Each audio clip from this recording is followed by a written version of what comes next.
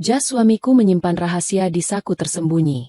Mertuaku membuangnya ke tong sampah dan berteriak, "Jangan disentuh, itu sampah." Namun, saat aku membawanya ke bank, bos bank justru gemetar pucat. "Hubungi polisi sekarang. Kita punya bukti pembunuhan." Keadilan dimulai hari ini. Sebelum ceritanya dimulai, silakan tulis di kolom komentar dari daerah mana saja teman-teman yang menonton cerita ini. Jangan lupa like dan subscribe agar channel ini bisa semakin berkembang dan bisa mempersembahkan cerita yang lebih menarik lagi. Malam itu, suasana di ruang makan terasa jauh lebih dingin dari biasanya. Seolah-olah udara di sekitar kami membeku, menahan napas menunggu bencana yang akan datang. Denting sendok perak yang beradu dengan piring porselen terdengar begitu nyaring, memecah kesunyian yang mencekam di antara kami bertiga. Aku duduk di sisi kiri meja panjang itu, sementara suamiku duduk di kepala meja, dan ibunya, mertuaku yang selalu merasa sebagai ratu di istana ini, duduk di seberangku dengan tatapan tajam yang tak pernah lepas meneliti setiap gerak-gerikku. Lampu gantung kristal di atas kami memancarkan cahaya kekuningan yang temaram, menciptakan bayangan-bayangan panjang yang menakutkan di dinding ruang makan yang terlalu luas untuk kami bertiga. Aku menatap suamiku. Wajahnya terlihat pucat, jauh lebih pucat dari hari-hari sebelumnya. Keringat dingin sebesar biji jagung terlihat mengalir di pelipisnya. Meski pendingin ruangan sudah disetel di suhu terendah. Tangan kanannya gemetar saat mencoba menyuapkan sup krim jamur ke mulutnya.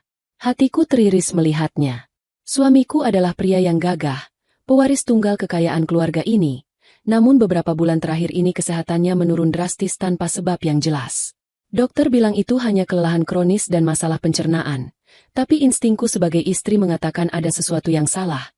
Sesuatu yang jauh lebih buruk daripada sekadar kelelahan kerja. "Kenapa kau hanya mengaduk-aduk makananmu, Elena?" Suara mertuaku memecah lamunanku. Suaranya tajam, menusuk telinga seperti gesekan kapur di papan tulis. "Kau tidak menghargai koki yang sudah memasak ini? Atau kau merasa makanan di rumah ini kurang layak untuk lidah orang kampung sepertimu?" Aku menunduk, meremas serbet di pangkuanku. "Tidak, Ibu. Aku khawatir melihat kondisi Mas Adrian. Dia terlihat sangat sakit malam ini. Mungkin kita harus membawanya ke rumah sakit sekarang juga." Ibu mertuaku meletakkan sendoknya dengan kasar hingga menimbulkan bunyi keras. Ia menatapku dengan sorot mata merendahkan yang sudah menjadi makanan sehari-hariku sejak menikah dengan putranya 3 tahun lalu. "Jangan berlebihan. Adrian hanya butuh istirahat. Kau saja yang terlalu manja dan suka membesar-besarkan masalah agar mendapat perhatian. Dasar istri tidak berguna. Mengurus suami makan saja tidak becus. Malah menyuruh ke rumah sakit terus-terusan. Kau mau menghabiskan uang anakku untuk biaya medis yang tidak perlu." Adrian mencoba tersenyum padaku. Sebuah senyum lemah yang menyedihkan. Ia berusaha menenangkan ketegangan di antara aku dan ibunya. Seperti yang selalu ia lakukan. "Aku tidak apa-apa. El, Ibu benar. Mungkin aku hanya butuh tidur. Sup ini, rasanya agak pahit hari ini. Tapi aku harus menghabiskannya supaya tenagaku pulih." Baru saja kalimat itu selesai ia ucapkan. Tiba-tiba tubuh Adrian menegang. Matanya terbelalak lebar, seolah melihat sesuatu yang mengerikan di hadapannya. Tangannya mencengkeram lehernya sendiri. Urat-urat di punggung tangannya menonjol keluar. Gelas air di hadapannya tersenggol dan pecah berantakan di lantai, menumpahkan air kemana-mana. Mas Adrian." Aku berteriak, langsung melompat dari kursiku dan berlari ke arahnya. Tubuh suamiku kejang-kejang hebat. Kursi yang didudukinya terdorong ke belakang dan ia jatuh terguling ke lantai karpet yang tebal. Mulutnya mengeluarkan busa putih bercampur sedikit darah.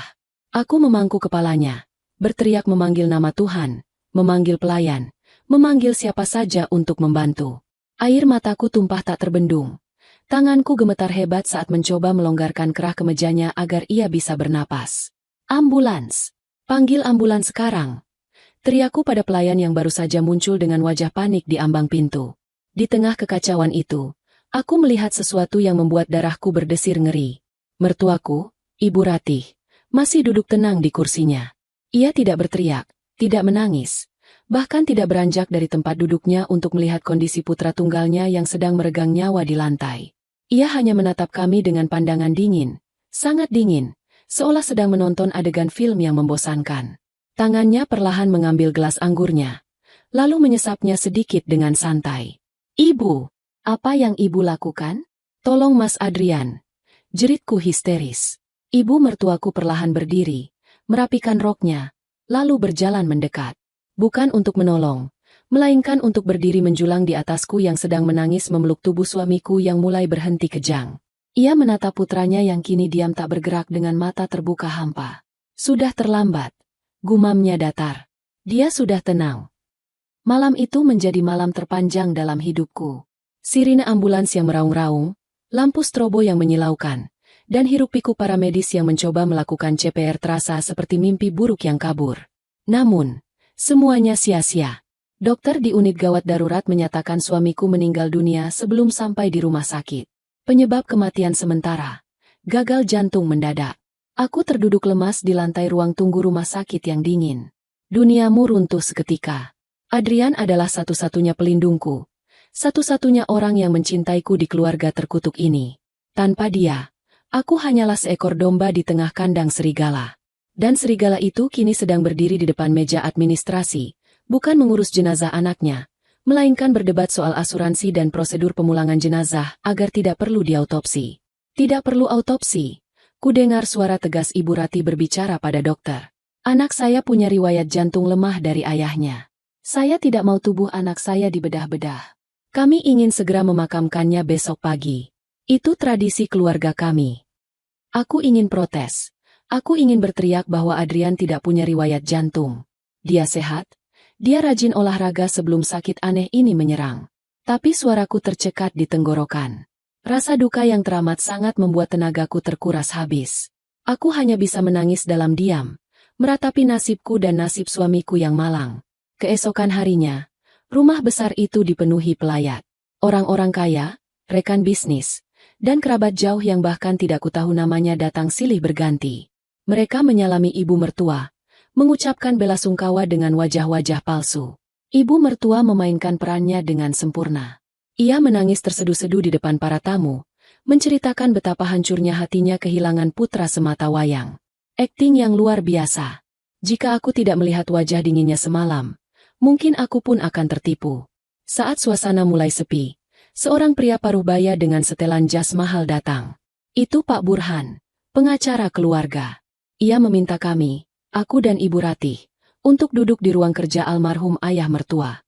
Saya turut berduka cita yang mendalam, ucap Pak Burhan. Namun, sesuai prosedur, saya harus menyampaikan hal penting terkait aset dan warisan Pak Adrian. Jantungku berdegup kencang. Aku sama sekali tidak memikirkan harta saat ini. Tapi aku tahu ini adalah momen yang ditunggu-tunggu oleh ibu mertua. Katakan saja, Burhan, bagaimana status aset-aset anakku? Tanya Ibu Ratih tanpa basa-basi. Air mata palsunya sudah kering seketika. Pak Burhan membuka tas kulitnya, mengeluarkan sebuah map. Begini, Bu Ratih, Ibu Elena. Seperti yang kita tahu, Pak Adrian meninggal mendadak. Surat wasiat terakhir yang beliau buat adalah 5 tahun lalu, sebelum beliau menikah dengan Ibu Elena. Mataku membelalak. Apa maksud Bapak? Mas Adrian pernah bilang dia akan memperbarui wasiatnya bulan lalu. Pak Burhan menghela napas, menatapku dengan rasa kasihan. Benar, Bu Elena. Beliau memang sudah membuat janji temu untuk mengubah wasiat dan memasukkan nama Anda sebagai ahli waris utama. Tapi, beliau meninggal sebelum sempat menandatangani dokumen perubahan itu. Jadi, secara hukum, wasiat lama yang berlaku. Senyum tipis terukir di bibir ibu mertua. Senyum kemenangan yang mengerikan. Dan apa isi wasiat lama itu? Tanya Ibu Ratih. Meski aku yakin dia sudah tahu jawabannya. Dalam wasiat lama, karena Pak Adrian belum menikah dan belum memiliki anak, seluruh aset yang diatasnamakan beliau, termasuk saham perusahaan, rumah ini, dan deposito, akan jatuh kembali kepada orang tua kandungnya jika beliau meninggal. Dalam hal ini, kepada Anda, Ibu Ratih, sebagai satu-satunya orang tua yang masih hidup. Ruangan itu terasa berputar. Aku mencengkeram sandaran kursi agar tidak jatuh. Jadi, aku tidak mendapatkan apa-apa?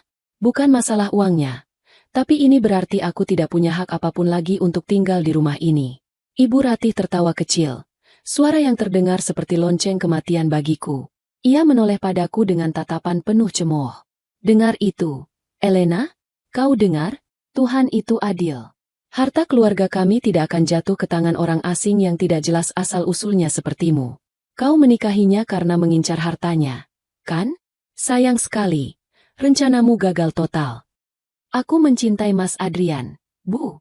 Demi Tuhan, aku tidak pernah peduli soal hartanya. Bantahku dengan suara bergetar. Simpan air mata buayamu, potong Ibu Ratih kasar. Sekarang, karena rumah ini kembali menjadi milikku sepenuhnya, aku ingin kau angkat kaki dari sini segera setelah pemakaman selesai. Aku tidak sudi menampung janda miskin yang hanya membawa sial bagi anakku. Kau mengerti? Aku menatap Pak Burhan, berharap ada pembelaan. Tapi pengacara itu hanya menunduk, tidak berani menentang kekuasaan Ibu Ratih yang kini memegang kendali penuh atas kekayaan keluarga. Aku sendirian, benar-benar sendirian di dunia ini. Suamiku sudah tiada, dan sekarang aku diusir seperti anjing kurap dari rumah tempat aku mengabdi selama 3 tahun terakhir. Namun, di dalam hati kecilku, rasa sedih perlahan mulai bercampur dengan rasa curiga yang amat pekat. Kematian Adrian yang begitu tepat waktu, surat wasiat yang belum sempat diubah, dan sikap Ibu Ratih yang begitu tenang, ini semua terasa terlalu sempurna untuk menjadi sebuah kebetulan. Aroma bunga sedap malam dan kapur barus memenuhi udara di ruang persiapan jenazah. Ruangan ini terletak di bagian belakang rumah duka eksklusif yang disewa oleh keluarga kami. Dindingnya berlapis marmer putih yang memantulkan hawa dingin, seolah-olah suhu di ruangan ini sengaja dibuat untuk membekukan perasaan siapapun yang masuk ke dalamnya. Di tengah ruangan, terbujur kaku tubuh suamiku, Adrian, di atas meja stainless steel. Wajahnya yang tampan kini pucat pasi, bibirnya membiru.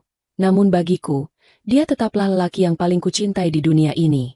Ini adalah kesempatan terakhirku untuk bersamanya. Hanya kami berdua. Ibu mertua sedang sibuk di depan, menyambut tamu-tamu VIP dan pejabat yang terus berdatangan untuk memberikan penghormatan terakhir, atau lebih tepatnya, untuk menyetor muka pada penguasa baru harta keluarga Adrian. Dia melarangku ikut menyambut tamu dengan alasan wajahku yang bengkak karena menangis akan merusak pemandangan dan mempermalukan keluarga. Jadi, disinilah aku, tugas terakhir seorang istri, memakaikan jas terbaik untuk perjalanan terakhir suaminya. Tanganku gemetar saat mengancingkan kemeja putih di tubuh kakunya. Air mataku menetes jatuh ke kain sutra itu, meninggalkan bercak basah yang segera kuhapus dengan tisu. Maafkan aku, Mas, bisikku lirih. Suaraku parau. Maafkan aku karena tidak bisa melindungimu. Maafkan aku karena tidak memaksa membawamu ke dokter lain. Seharusnya aku tahu, seharusnya aku lebih waspada. Aku mengambil jas hitam favoritnya yang tergantung di rak. Ini adalah jas yang ia kenakan saat ulang tahun pernikahan kami yang pertama. Jas buatan penjahit terkenal di Italia, dengan potongan yang pas dan elegan.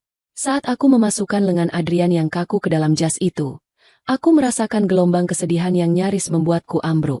Betapa rapuhnya hidup ini. Kemarin kami masih berbicara tentang rencana liburan, dan hari ini aku mendandaninya untuk masuk ke liang lahat. Saat aku merapikan kerah jasnya, tanganku menyentuh bagian dalam saku dada sebelah kiri. Ada sesuatu yang mengganjal di sana. Bukan sapu tangan, bukan dompet. Teksturnya terasa kasar dan sedikit tebal. Keningku berkerut. Adrian adalah orang yang sangat rapi. Dia tidak pernah menaruh barang sembarangan di saku jas mahalnya agar tidak merusak bentuk jas. Perlahan, aku merogoh ke dalam saku tersembunyi itu. Jari-jariku menyentuh permukaan kertas yang kasar. Aku menariknya keluar. Sebuah buku kecil. Jantungku berhenti berdetak sejenak. Itu adalah sebuah buku tabungan tua. Bukan buku tabungan dari bank-bank besar tempat Adrian biasa menyimpan aset perusahaannya. Ini adalah buku tabungan dari sebuah bank swasta lama yang jarang kudengar namanya. Sampulnya sudah lusuh, warnanya pudar termakan usia, dan ada bercak-bercak kekuningan di sudut-sudutnya. Sangat kontras dengan jas mewah dan kehidupan glamor yang selama ini dijalani Adrian. Mengapa Adrian membawa buku butut ini di dalam jas kesayangannya? Dan kenapa disembunyikan di saku dalam yang bahkan jarang ia sentuh? Aku membuka halaman pertamanya. Kosong. Tidak ada nama. Tidak ada saldo yang tertulis. Hanya ada deretan angka yang ditulis tangan dengan tinta hitam di bagian sampul belakang bagian dalam. Tulisan itu kecil-kecil, tapi aku mengenali gaya tulisan tangannya yang tegak bersambung. 12 Mei 2018. Napasku tercekat. Itu adalah tanggal kencan pertama kami. Tanggal di mana Adrian pertama kali membawaku makan malam di warung tenda pinggir jalan, jauh dari kemewahan keluarganya, dan mengatakan bahwa dia ingin hidup sederhana bersamaku. Air mataku kembali mengalir deras. Ini bukan sekadar buku tabungan. Ini adalah pesan. Pesan terakhir dari Adrian untukku. Dia tahu sesuatu akan terjadi padanya. Dia sudah mempersiapkan ini. Sedang apa kau? Suara dingin itu menyentakku. Aku tersentak kaget hingga buku tabungan itu hampir terlepas dari tanganku. Ibu Ratih berdiri di ambang pintu, menatapku dengan mata elang yang penuh kecurigaan. Ia melangkah masuk, bunyi sepatu hak tingginya menggema keras di lantai marmer, seperti ketukan palu hakim yang siap menjatuhkan vonis. Aku hanya merapikan jas Mas Adrian, Bu. Jawabku terbata-bata, berusaha menyembunyikan buku itu di balik telapak tanganku. Namun, mata Ibu Ratih terlalu jeli. Dia melihat ujung buku yang menyembul dari balik jariku. Dengan gerakan cepat yang tak kuduga dari wanita seusianya, dia menyambar tanganku dan merampas buku itu secara kasar. Apa ini? Desisnya. Ia membolak-balik buku lusuh itu dengan ekspresi jijik, seolah sedang memegang bangkai tikus. Buku tabungan? Bang apa ini? Kenapa bentuknya seperti sampah begini? Itu ada di saku jas Mas Adrian, Bu. Kembalikan, pintaku, memberanikan diri untuk menatap matanya. Ibu Ratih tertawa meremehkan. Di saku jas Adrian? Jangan membual. Anakku tidak mungkin menyimpan barang rongsokan seperti ini. Dia seorang konglomerat, bukan pemulung. Ini pasti barang milikmu yang kau coba selundupkan, kan? Kau mau menaruh guna-guna di mayat anakku? Tidak, Bu. Demi Tuhan, itu milik Mas Adrian. Ada tulisan tangannya di belakang. Seruku, mencoba meraih kembali buku itu. Tapi Ibu Ratih lebih cepat. Dia mundur selangkah, menjauhkan buku itu dari jangkauanku. Wajahnya merah padam karena marah. Atau mungkin karena takut? Sampah! Teriaknya. Suamiku dan anakku tidak punya uang receh begini. Ini pasti akal-akalanmu saja untuk mencari celah mengambil harta. Kau pikir aku bodoh? Dengan gerakan penuh penghinaan, Ibu Ratih berjalan menuju tempat sampah besar yang ada di sudut ruangan, tempat para petugas membuang kapas bekas dan perban jenazah. Tanpa ragu sedikit pun, ia melemparkan buku tabungan itu ke dalamnya. Bruk! Buku itu mendarat di atas tumpukan sampah medis. Hatiku mencelos melihatnya. Dengar baik-baik, Elena, ucap Ibu Ratih sambil menunjuk wajahku dengan jari telunjuknya yang berkuku panjang dan dicat merah darah. Jangan pernah sentuh sampah itu lagi. Fokus saja mendandani suamimu agar dia terlihat layak di depan tamu-tamuku. Dan ingat, setelah pemakaman besok, aku tidak mau melihat wajahmu lagi di rumahku. Kau mengerti? Tanpa menunggu jawabanku, dia berbalik dan melenggang pergi keluar ruangan, meninggalkan aroma parfum mahalnya yang kini terasa memualkan bagiku. Begitu pintu tertutup, aku langsung berlari ke arah tong sampah itu. Aku tidak peduli dengan rasa jijik atau kotor. Aku mengaduk-aduk isinya, menyingkirkan tisu-tisu bekas dan plastik pembungkus, sampai jari-jariku menyentuh permukaan buku yang kasar itu. Aku menariknya keluar, membersihkannya dengan ujung bajuku, dan memeluknya erat di dada. Jantungku berpacu sangat cepat. Ibu Ratih membuangnya karena dia pikir ini tidak berharga. Dia pikir ini hanya buku tabungan kosong atau rekening lama yang sudah tidak aktif. Kesombongannya telah membutakan matanya. Tapi aku tahu Adrian. Suamiku tidak pernah melakukan sesuatu tanpa alasan. Jika dia menyimpan benda, sampah, ini di tempat paling rahasia, berarti nilainya jauh lebih besar daripada emas berlian yang melingkar di leher ibunya. Aku membuka kembali halaman belakang buku itu. Angka 12 Mei 2018. Otakku bekerja cepat. Adrian pernah bilang padaku, "El, kalau suatu hari nanti aku tidak bisa bicara, atau aku pergi mendadak, carilah jejak yang aku tinggalkan. Aku tidak akan pernah membiarkanmu menderita sendirian." Ini jejaknya.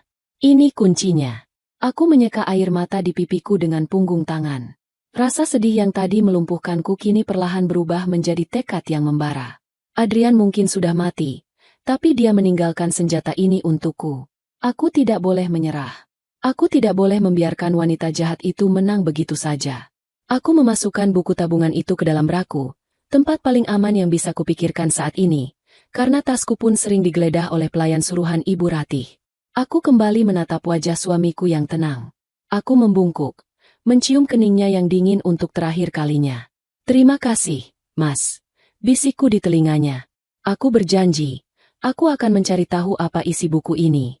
Dan jika benar dugaanku bahwa kematianmu tidak wajar, aku bersumpah, siapapun yang menyakitimu akan membayar mahal. Sangat mahal." Aku menyelesaikan tugas memakaikan jasnya dengan cepat. Setelah itu, aku keluar dari ruangan dengan kepala tegak. Di luar, kerumunan pelayat semakin banyak. Aku melihat Ibu Ratih sedang tertawa sopan dengan seorang pejabat bank. Aku harus keluar dari sini. Aku harus pergi ke bank yang tertera di buku itu. Sekarang juga. Tapi bagaimana caranya kabur dari pengawasan ketat Ibu Ratih dan para penjaganya? Mataku menangkap sosok Pak Ujang, sopir pribadi Adrian yang setia, sedang berdiri di dekat pintu samping. Pak Ujang satu-satunya orang di rumah itu yang sering diam-diam membantuku. Mungkin dia bisa menjadi tiket kebebasanku. Aku harus berakting. Aku harus berpura-pura sakit atau butuh sesuatu yang mendesak. Rencana mulai tersusun di kepalaku. Perang baru saja dimulai, dan aku tidak akan kalah tanpa perlawanan. Suasana rumah duka semakin sesak. Aroma bunga lili yang seharusnya menenangkan kini bercampur dengan bau parfum mahal dan keringat dari ratusan orang yang berdesakan, menciptakan udara yang pengap dan mencekik. Aku melangkah keluar dari ruang jenazah, berusaha mengatur napasku agar tidak terlihat mencurigakan. Di balik dadaku, buku tabungan lusuh itu terasa panas, seolah membakar kulitku, mengingatkanku pada setiap detik yang berlalu. Aku menyapukan pandangan ke sekeliling aula utama. Ibu Ratih masih sibuk menjadi pusat perhatian, menerima ungkapan belasungkawa dengan wajah sedih yang dibuat-buat. Di setiap sudut ruangan, aku melihat pria-pria berbadan tegap dengan setelan hitam dan earpiece di telinga. Mereka bukan pelayat. Mereka adalah orang-orang suruhan Ibu Ratih. Keamanan, yang tugas utamanya bukan menjaga jenazah, tapi mengawasiku. Memastikan menantu yang tidak diinginkan ini tidak membuat ulah atau mencoba mengambil barang berharga. Aku harus keluar. Bank yang tertera di buku tabungan itu, Bank Sentosa Abadi, akan tutup pukul 3 sore. Sekarang sudah jam 1 siang. Aku hanya punya waktu 2 jam. Aku menarik napas dalam-dalam, lalu memijat pelipisku, memasang ekspresi kesakitan yang meyakinkan. Aku berjalan tertatih-tatih menuju salah satu penjaga yang berdiri paling dekat dengan pintu samping. Namanya Darto, kepala keamanan kepercayaan Ibu Ratih. Wajahnya keras dan tak bersahabat. Pak Darto, panggilku lirih. Suaraku sengaja kubuat gemetar. Darto menoleh, menatapku dari atas ke bawah dengan pandangan menyelidik. Ya, Bu Elena, ada yang bisa saya bantu? Nadanya sopan, tapi matanya dingin. Kepalaku sakit sekali. Rasanya mau pecah. Aku meringis, memegang kepalaku dengan kedua tangan. Obat migrainku tertinggal di apartemen lama Mas Adrian. Yang di laci kamarku di sini sudah habis. Aku butuh obat itu sekarang.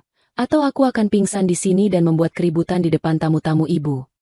Darto mengerutkan kening. Saya bisa menyuruh anak buah saya membelikan obat di apotek terdekat, Bu. Tidak bisa. Sergahku cepat. Ini obat resep khusus dari dokter saraf. Tidak dijual bebas. Dan resepnya ada di apartemen itu juga. Tolonglah, Pak. Aku hanya ingin mengambil obat itu sebentar. Lalu kembali lagi.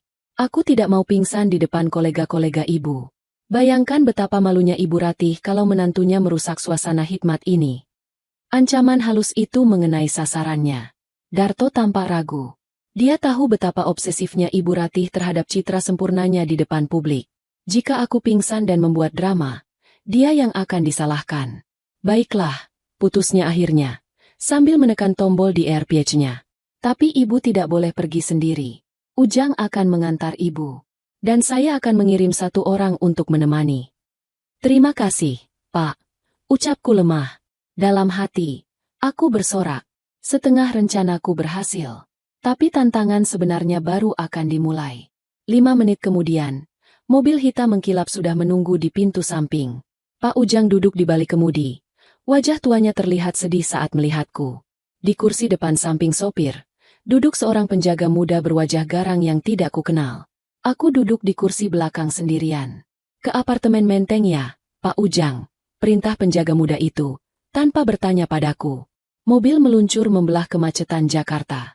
Pikiranku berpacu. Aku tidak boleh sampai ke apartemen. Kalau sampai di sana, aku akan terjebak. Aku harus memisahkan diri dari penjaga ini. Pak, panggilku pada penjaga di depan. Bisa mampir ke minimarket sebentar? Aku butuh air mineral dan pembalut. Datang bulanku tiba-tiba datang karena stres. Penjaga itu mendengus kesal, tapi dia tidak bisa menolak permintaan semacam itu. Cepat ya, Bu. Jangan lama-lama. Mobil berhenti di sebuah minimarket 24 jam yang cukup ramai. Bapak ikut turun kan? Untuk membawakan belanjaan saya? Tanyaku dengan nada manja yang dibuat-buat. Lagi pula, saya lemas sekali. Penjaga itu memutar matanya, lalu membuka pintu mobil dengan kasar. Ya, ayo cepat. Aku turun, diikuti penjaga itu yang berjalan di belakangku seperti bayangan. Pak Ujang tetap di mobil, mesin masih menyala. Aku masuk ke dalam minimarket, berjalan menuju lorong pembalut wanita yang berada di pojok paling belakang. Penjaga itu berhenti di ujung lorong, jelas merasa risih dan enggan masuk ke area barang-barang wanita. Ini kesempatanku. Aku akan memilih sebentar, kataku padanya, lalu berbelok masuk ke lorong. Begitu tubuhku tersembunyi oleh rak-rak tinggi, aku tidak mengambil pembalut. Aku berlari kecil menuju pintu gudang di bagian belakang toko yang bertuliskan staff only. Aku pernah bekerja paruh waktu di minimarket seperti ini saat kuliah. Aku tahu biasanya ada pintu belakang untuk loading barang. Dengan jantung berdegup kencang, kudorong pintu itu. Tidak terkunci. Aku menyelinap masuk, melewati tumpukan kardus mie instan, dan menemukan pintu besi yang mengarah ke gang belakang. Terkunci dari dalam dengan slot grendel. Dengan tangan gemetar, aku membuka grendelnya. Klek! Pintu terbuka. Udara panas dan bau sampah gang belakang menyambutku. Aku tidak menoleh lagi. Aku berlari sekuat tenaga menyusuri gang sempit itu. Sepatu hak tinggiku berbunyi kelotak-kelotak di aspal yang retak. Aku melepas sepatu mahalku, membiarkan kakiku yang berbalut stoking menginjak tanah kotor agar bisa berlari lebih cepat. Aku tembus ke jalan raya di sisi lain blok. Napasku tersengal-sengal. Dadaku sakit. Aku menoleh ke belakang, takut melihat penjaga itu mengejarku. Tapi gang itu masih sepi. Sebuah taksi biru melintas. Aku melambaikan tangan dengan panik. Taksi itu menepi. Bank Sentosa Abadi. Pusat. Cepat, Pak. Tolong cepat. Seruku begitu masuk ke dalam taksi. Sopir taksi menatapku aneh dari kaca spion. Seorang wanita dengan baju duka cita serba hitam, tanpa alas kaki, berkeringat, dan panik. Tapi dia tidak banyak tanya. Dia menginjak gas, membawa kami menjauh dari lokasi minimarket itu. Aku menyandarkan tubuhku ke jok taksi, memejamkan mata sejenak. Aku berhasil lolos. Tapi aku tahu, saat ini juga, penjaga itu pasti sudah menyadari aku hilang. Telepon Ibu Ratih akan berdering. Dan perburuan akan dimulai. Gedung Bank Sentosa Abadi menjulang tinggi dengan arsitektur gaya kolonial yang kokoh namun sedikit kusam. Berbeda dengan gedung-gedung kaca modern bank masa kini. Ini adalah bank tua, bank yang melayani nasabah-nasabah lama, yang mengutamakan privasi di atas segalanya. Aku turun dari taksi, membayar dengan sisa uang tunai yang ada di dompetku. Kakiku terasa perih menginjak trotoar panas tanpa alas kaki. Tapi rasa sakit itu tidak sebanding dengan ketakutan yang menderu di dadaku. Penampilanku benar-benar kacau. Rambutku berantakan, baju hitamku kusut, dan kakiku kotor. Satpam yang berjaga di pintu kaca memandangku dengan tatapan curiga saat aku mendekat. Maaf, Bu. Ada keperluan apa? Satpam itu menghadangku dengan tangannya. Ibu nasabah di sini. Saya mau bertemu manajer bank. Pak Reza, jawabku tegas. Berusaha terdengar berwibawa meski penampilanku seperti orang gila. Pak Reza sedang sibuk. Ibu sudah buat janji? Tanya satpam itu lagi. Matanya menyapu penampilanku dengan ragu. Maaf, Bu. Kami tidak bisa menerima sembarang orang, apalagi dengan penampilan seperti ini. Dengar, Pak, kataku, menatap matanya tajam. Saya istri Adrian Wijaya. Anda tahu siapa Adrian Wijaya? Nasabah VVIP di bank ini. Suami saya baru saja meninggal, dan saya membawa sesuatu yang sangat penting untuk Pak Reza. Kalau Bapak menghalangi saya, dan terjadi sesuatu pada aset suami saya, Bapak mau bertanggung jawab di depan hukum. Mendengar nama Adrian Wijaya, sikap satpam itu sedikit berubah. Nama keluarga suaminya memang cukup disegani di dunia bisnis lama. Tunggu sebentar, katanya. Dia berbicara lewat radio panggil di bahunya, berbisik pelan. Beberapa menit yang terasa seperti berjam-jam berlalu. Aku terus menoleh ke jalan raya, takut melihat mobil hitam Ibu Ratih berhenti di depan lobi. Setiap detik sangat berharga. Pintu kaca terbuka. Seorang pria muda dengan setelan jas rapi dan kacamata berbingkai tipis keluar dengan langkah tergesa. Itu Reza, sahabat masa kecil Adrian. Aku pernah bertemu dengannya sekali dua kali di acara pernikahan kami, tapi kami tidak terlalu akrab. Reza melihatku dan matanya membelalak kaget. Elena? Astaga, apa yang terjadi padamu? Kenapa kau tanpa sepatu? Reza, tolong aku, bisikku. Air mataku hampir tumpah karena lega melihat wajah yang familiar. Bawa aku masuk. Kumohon. Reza tidak banyak bertanya. Dia melihat kepanikan murni di mataku. Dia mengangguk pada satpam, memberi kode untuk membiarkanku lewat. Dia tamuku. Biarkan masuk. Kami berjalan cepat melintasi lobi bank yang dingin dan sepi, menuju lift khusus yang membawa kami ke lantai paling atas. Di dalam lift, Reza menatapku prihatin. Aku dengar berita tentang Adrian pagi ini. Aku turut berduka cita yang sangat dalam. Aku kaget sekali. Dia masih sangat muda, ucap Reza lembut. Terima kasih, Za. Jawabku singkat. Tanganku merogoh ke dalam bra, mengeluarkan buku tabungan lusuh itu. Aku kesini karena ini. Aku menyodorkan buku itu padanya. Reza menerimanya. Keningnya berkerut saat melihat kondisi buku yang kotor dan lecek. Buku tabungan? Ini buku tabungan jenis lama sekali. Seri silver tahun 90-an. Kami bahkan sudah tidak mengeluarkan buku fisik model begini. Dari mana kau dapat ini? Di saku jas jenazah Adrian. Tersembunyi. Jawabku. Ibu Ratih membuangnya. Dia bilang ini sampah.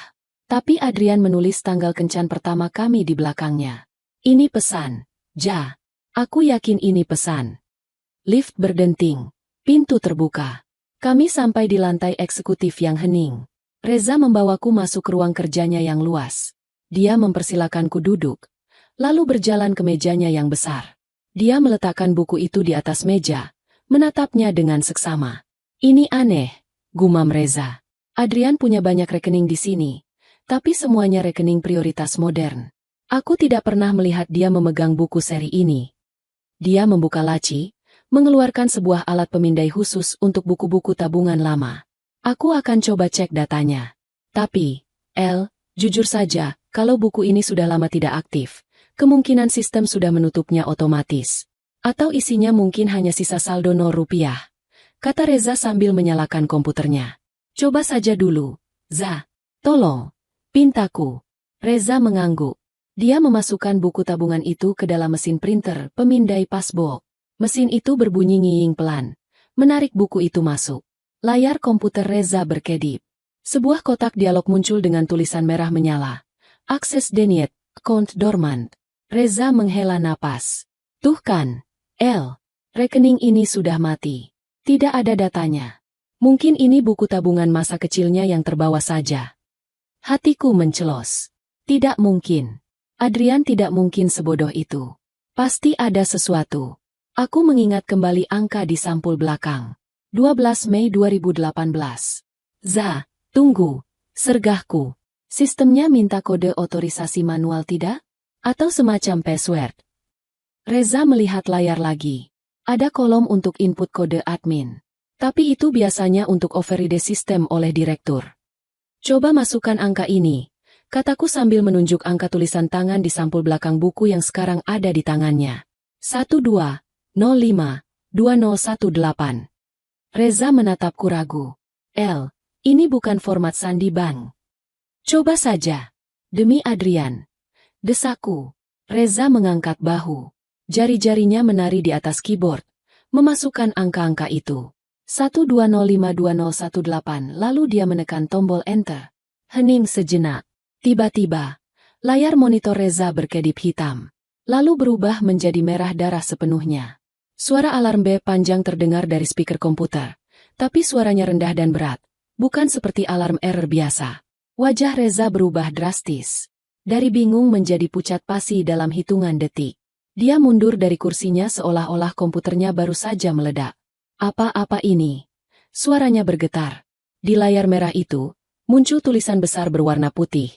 Protocol, that manage switch initiated. Verifying biometric data. Bypassed by physical token. Passbook. Status. Subject. Locked mode. Activate. Suara klik-klik-klik terdengar dari pintu ruangan Reza. Kunci otomatis terkunci sendiri. Tirai-tirai jendela yang tebal turun secara otomatis, menutup akses pandangan dari luar.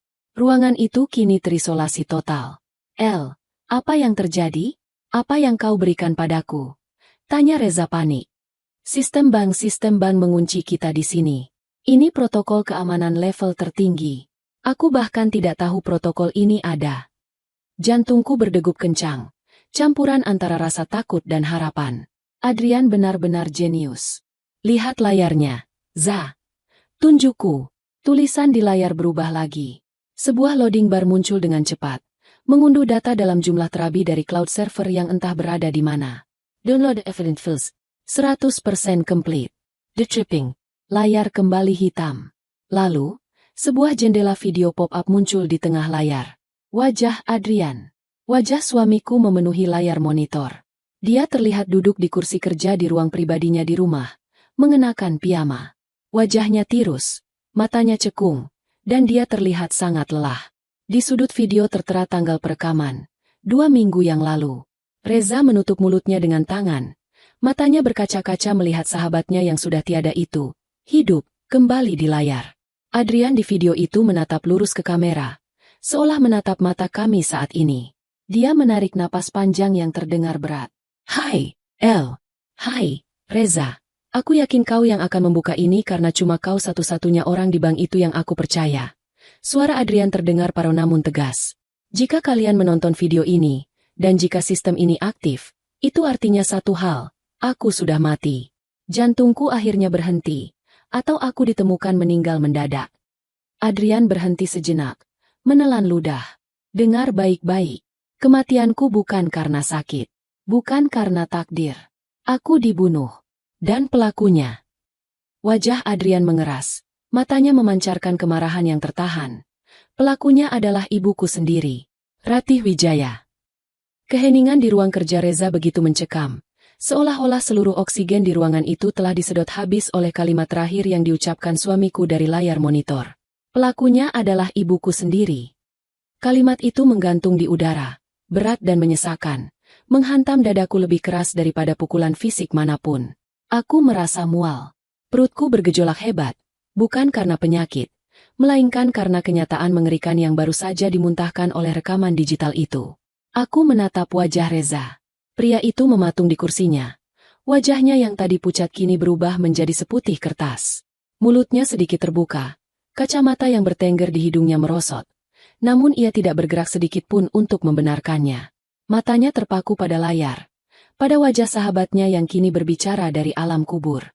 Kami berdua terjebak dalam kotak kaca kedap suara ini, terisolasi dari dunia luar, dipaksa mendengarkan sebuah pengakuan dosa yang tak terbayangkan.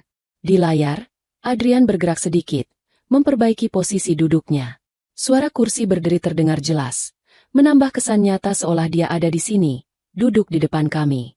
Ia terbatu pelan, sebuah batu kering yang menyakitkan untuk didengar. Lalu ia kembali menatap lensa kamera dengan sorot mata yang redup namun penuh tekad. Aku tahu ini terdengar gila. Suara Adrian kembali terdengar, memecah keheningan kami. Ibu kandung membunuh anaknya sendiri? Siapa yang akan percaya? Tapi kau, El, kau pasti merasakannya, kan? Kau pasti melihat tanda-tandanya. Meskipun kau terlalu baik untuk menuduh orang lain. Air mataku menetes tanpa bisa kutahan. Ya, aku melihatnya. Aku melihat bagaimana Adrian semakin hari semakin kurus. Aku melihat bagaimana ia sering muntah setelah makan malam. Aku melihat lebam-lebam aneh di kulitnya. Tapi aku selalu mempercayai diagnosa dokter keluarga. Dokter yang disewa dan dibayar oleh ibu mertua. Betapa bodohnya aku. Semua ini bermula 3 bulan lalu. Lanjut Adrian dalam video itu. Saat aku secara tidak sengaja mendengar pembicaraan ibu dengan pengacara Burhan di telepon. Ibu marah besar karena aku berencana memindahkan sebagian besar aset liquid ke rekening bersama kita. El. Dia bilang aku tidak tahu diri. Dia bilang harta keluarga Wijaya tidak boleh keluar sesen pun ke tangan orang lain. Adrian tersenyum pahit di layar. Ibu selalu terobsesi dengan kontrol. Sejak ayah meninggal, dia merasa memiliki hak penuh atas segalanya, termasuk hidupku. Ketika aku menikahimu, dia merasa kehilangan kendali itu. Dia melihatmu sebagai ancaman, El. Ancaman bagi kekuasaannya di rumah itu. Aku menutup mulutku dengan tangan, menahan isak tangis agar tidak meledak. Reza perlahan menoleh padaku. Matanya menyiratkan simpati yang mendalam sekaligus rasa bersalah, karena mungkin selama ini dia tidak menyadari penderitaan sahabatnya. Awalnya aku hanya merasa mual biasa. Adrian melanjutkan ceritanya. Suaranya mulai terdengar lelah. Aku pikir itu sakit ma atau stres kerja. Tapi polanya selalu sama. Setiap kali aku makan masakan khusus yang dibuat ibu, sup herbal yang katanya resep leluhur untuk stamina, kondisiku justru memburuk. Awalnya aku menepis kecurigaan itu. Mana mungkin? Dia ibuku. Wanita yang melahirkanku. Adrian mengangkat sebuah botol kecil ke depan kamera. Botol kaca bening tanpa label. Sampai suatu hari, aku mengambil sedikit sampel dari sup itu diam-diam dan mengirimnya ke laboratorium swasta di luar kota, tanpa sepengetahuan siapapun, bahkan kau, El.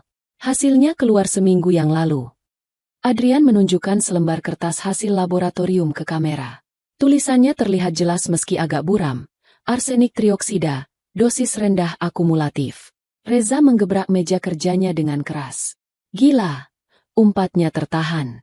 Arsenik? Itu racun tikus zaman dulu. Itu pembunuhan berencana yang sangat sadis. Aku gemetar hebat. Arsenik, dosis rendah. Itu sebabnya Adrian tidak mati seketika. Itu sebabnya dia terlihat sakit-sakitan selama berbulan-bulan. Ibu mertua membunuhnya perlahan-lahan, menyiksanya sedikit demi sedikit setiap hari, sambil tersenyum manis dan membelai kepalanya. Wanita macam apa yang tega melakukan itu pada darah dagingnya sendiri? Kenapa aku tidak lapor polisi saat itu juga? Tanya Adrian di video, seolah membaca pikiran kami. Wajahnya berubah menjadi sangat sedih. Karena dia mengancammu, El. Jantungku berhenti berdetak sesaat. Malam setelah hasil lab itu keluar, aku mengonfrontasinya. Aku bertanya kenapa dia tega meracuniku. Dan kau tahu apa jawabannya? Dia tersenyum. Dia bilang, kalau aku berani buka mulut atau menolak makanannya, giliran kau yang akan sakit. Dia bilang kecelakaan bisa terjadi kapan saja pada menantu yang ceroboh.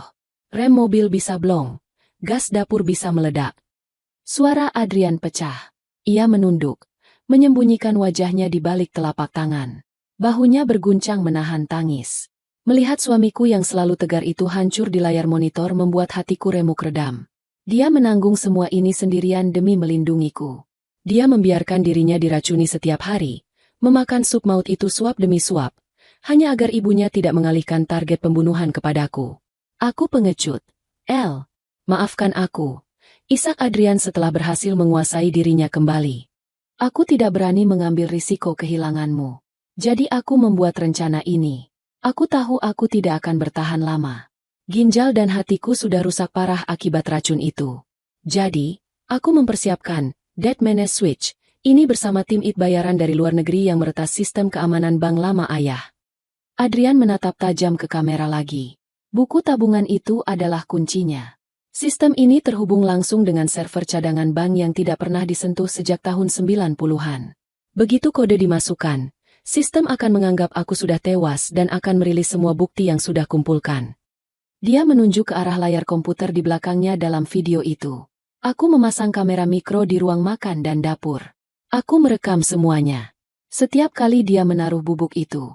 Setiap kali dia tersenyum melihatku kesakitan. Semua ada di sini. Ini bukan fitnah.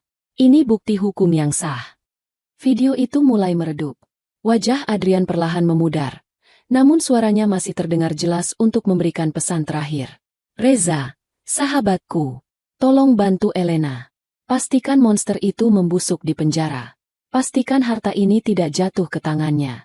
Dan El, istriku sayang. Layar menjadi gelap gulita selama beberapa detik. Hanya menyisakan suara napas Adrian yang berat. Jangan menangisi aku terlalu lama. Hiduplah dengan bahagia. Gunakan uang warisan ini untuk membuka toko kue impianmu. Lupakan rumah neraka itu.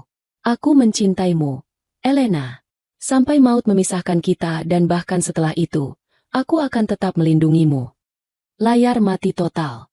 Ruangan itu kembali hening. Namun kali ini keheningan itu diisi oleh isak tangisku yang tak terbendung. Aku merosot dari kursi, jatuh berlutut di lantai karpet yang tebal. Rasa sakit di dadaku begitu hebat hingga aku sulit bernapas. Bayangan Adrian memakan sup itu setiap malam, mengetahui bahwa itu adalah racun, namun tetap menelannya demi melindungiku, terus berputar di kepalaku seperti kaset rusak. Reza beranjak dari kursinya, berjalan memutar meja, lalu berjongkok di sampingku. Dia tidak memelukku, dia tahu batasan, tapi dia meletakkan tangannya di pundakku, memberikan remasan yang kuat untuk menguatkan. Suaranya serak. Kita tidak boleh menyia-nyiakan pengorbanan Adrian. Dia sudah menyiapkan semua ini dengan susah payah. Dia memberikan nyawanya untuk memastikan kau selamat dan mendapatkan keadilan. Aku mengangkat wajahku yang basah oleh air mata. Mataku bertemu dengan mata Reza yang kini terbakar oleh kemarahan. Rasa sedihku perlahan mulai bertransformasi. Rasa duka itu mengeras, memadat, dan berubah menjadi bahan bakar yang panas membara. Kemarahan, dendam, keinginan untuk melihat wanita iblis itu hancur. Kau benar, Za, bisikku, menghapus air mata dengan kasar. Adrian tidak mati sia-sia. Dia memberiku pedang. Sekarang giliranku untuk mengayunkannya. Aku berdiri perlahan, dibantu oleh Reza. Kakiku masih gemetar, tapi hatiku sudah mantap.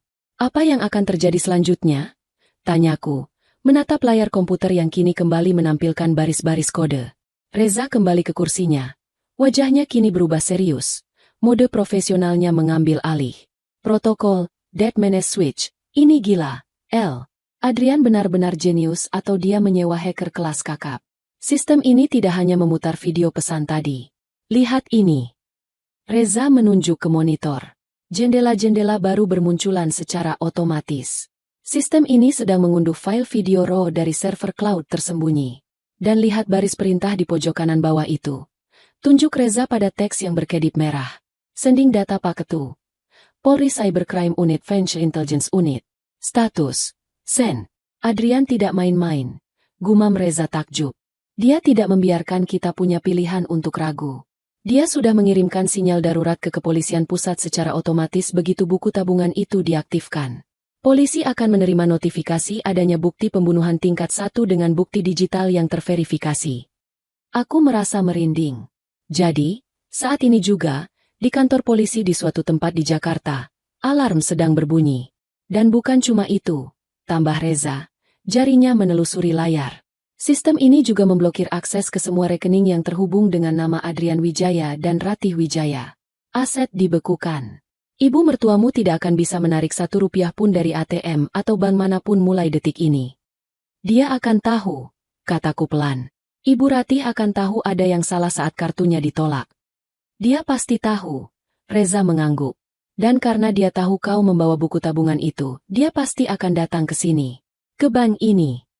Aku menatap pintu ruangan yang terkunci rapat. Biarkan dia datang, kataku dingin. Aku akan menunggunya di sini. Reza menatapku dengan pandangan baru, seolah melihat sisi lain diriku yang belum pernah ia lihat sebelumnya. Kau yakin, kita bisa minta polisi menjemputmu lewat pintu belakang? Tidak, jawabku tegas.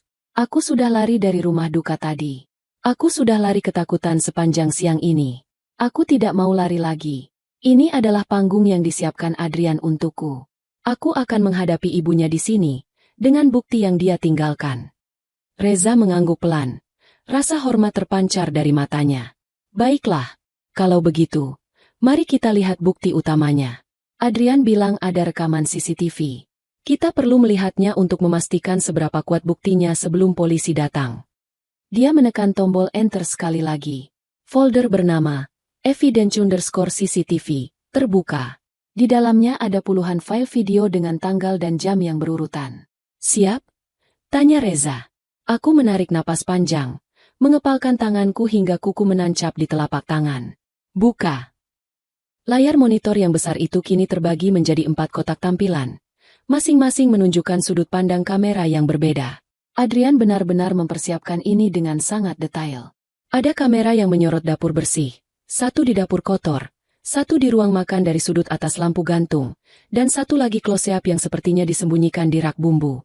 Kualitas gambarnya sangat tajam. High definition. Bahkan suara denting panci di dapur pun terdengar jernih lewat speaker komputer Reza. Reza mengklik file tertanggal 1 bulan yang lalu. Video dimulai. Di layar, terlihat suasana dapur yang sepi. Jam digital di pojok layar menunjukkan pukul 5.30 pagi. Para pelayan belum terlihat sibuk. Lalu, sosok itu masuk. Ibu mertua. Dia masih mengenakan gaun tidur sutra panjangnya. Wajahnya tanpa makeup namun aura dinginnya tetap terasa bahkan lewat layar monitor. Biasanya, Ibu Ratih tidak pernah mau menginjakan kaki di dapur. Dia selalu bilang dapur adalah tempat yang kotor dan tidak layak untuk nyonya besar sepertinya. Tapi di video ini, dia terlihat sangat nyaman. Dia berjalan menuju kompor. Tempat panci kecil berisi sup herbal sedang dipanaskan.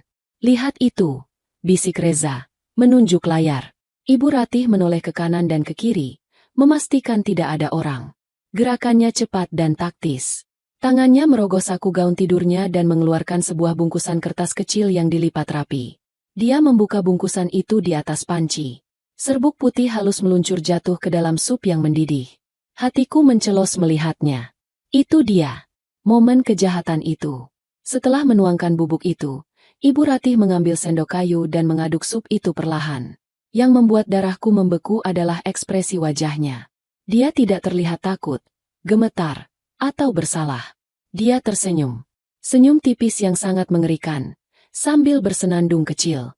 Dia terlihat seperti seorang ibu yang sedang memasak dengan penuh kasih sayang untuk anaknya. Padahal dia sedang meracik kematian. Psikopat, desis Reza. Dia benar-benar tenang saat melakukannya. Ini bukan pembunuhan impulsif. Ini berdarah dingin. Video berlanjut. Ibu Ratih mencicipi sedikit sup itu, mungkin untuk memastikan rasanya tidak berubah drastis, lalu mengangguk puas. Dia mencuci sendok yang dipakainya, mengeringkannya, dan menaruhnya kembali di tempatnya dengan presisi yang sempurna. Tidak ada jejak yang tertinggal. Bungkusan kertas bekas racun itu dia masukkan kembali ke saku, mungkin untuk dibuang di tempat pribadinya nanti. Reza mempercepat video ke hari-hari berikutnya. Polanya selalu sama. Pukul 5.30 atau pukul 18 sebelum makan malam. Masuk dapur, pastikan situasi aman, tuang racun, aduk, senyum, keluar. Konsistensi kekejamannya membuat perutku mual.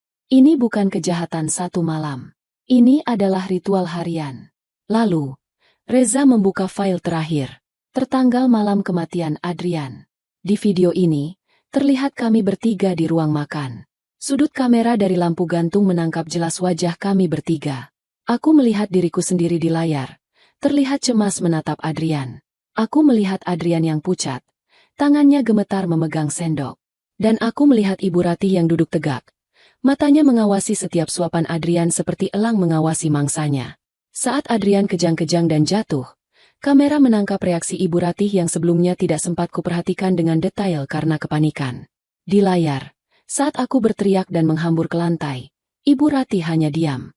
Dia mengambil gelas anggurnya, menyesapnya pelan, dan matanya berkilat penuh kemenangan. Ada kepuasan di sana. Kepuasan karena tugasnya akhirnya selesai. Cukup, kataku parau. Matikan, Za. Aku tidak kuat melihatnya lagi. Reza segera menutup jendela video itu. Wajahnya terlihat sangat terguncang. Dia melepas kacamatanya dan memijat pangkal hidungnya. Ini lebih dari cukup. Ini bukti telak. Dengan video ini, tidak ada pengacara sehebat apapun yang bisa membebaskannya. Bahkan klaim, tidak sengaja, atau lalai, pun tidak akan berlaku. Ini murni pembunuhan berencana. Hukumannya bisa mati atau seumur hidup. Tiba-tiba, telepon di meja kerja Reza berdering nyaring, mengejutkan kami berdua. Lampu indikator merah di telepon itu berkedip-kedip. Itu saluran internal prioritas. Reza mengangkat gagang telepon, menekan tombol loudspeaker agar aku bisa mendengar. Ya? Ada apa? Tanya Reza tegas. Suara resepsionis di lobi bawah terdengar panik dan bergetar. Pak Reza, maaf mengganggu. Ada keributan di lobi. Ibu Ratih Wijaya datang memaksa masuk. Beliau berteriak-teriak mencari Bapak dan Ibu Elena. Beliau membawa pengacara dan 2 orang bodyguard. Aku dan Reza saling berpandangan. Singa betina itu sudah datang. Satpam kami mencoba menahannya karena Bapak sedang dalam status do not disturb. Tapi bodyguardnya mendorong satpam kami. Mereka sekarang menuju lift eksekutif.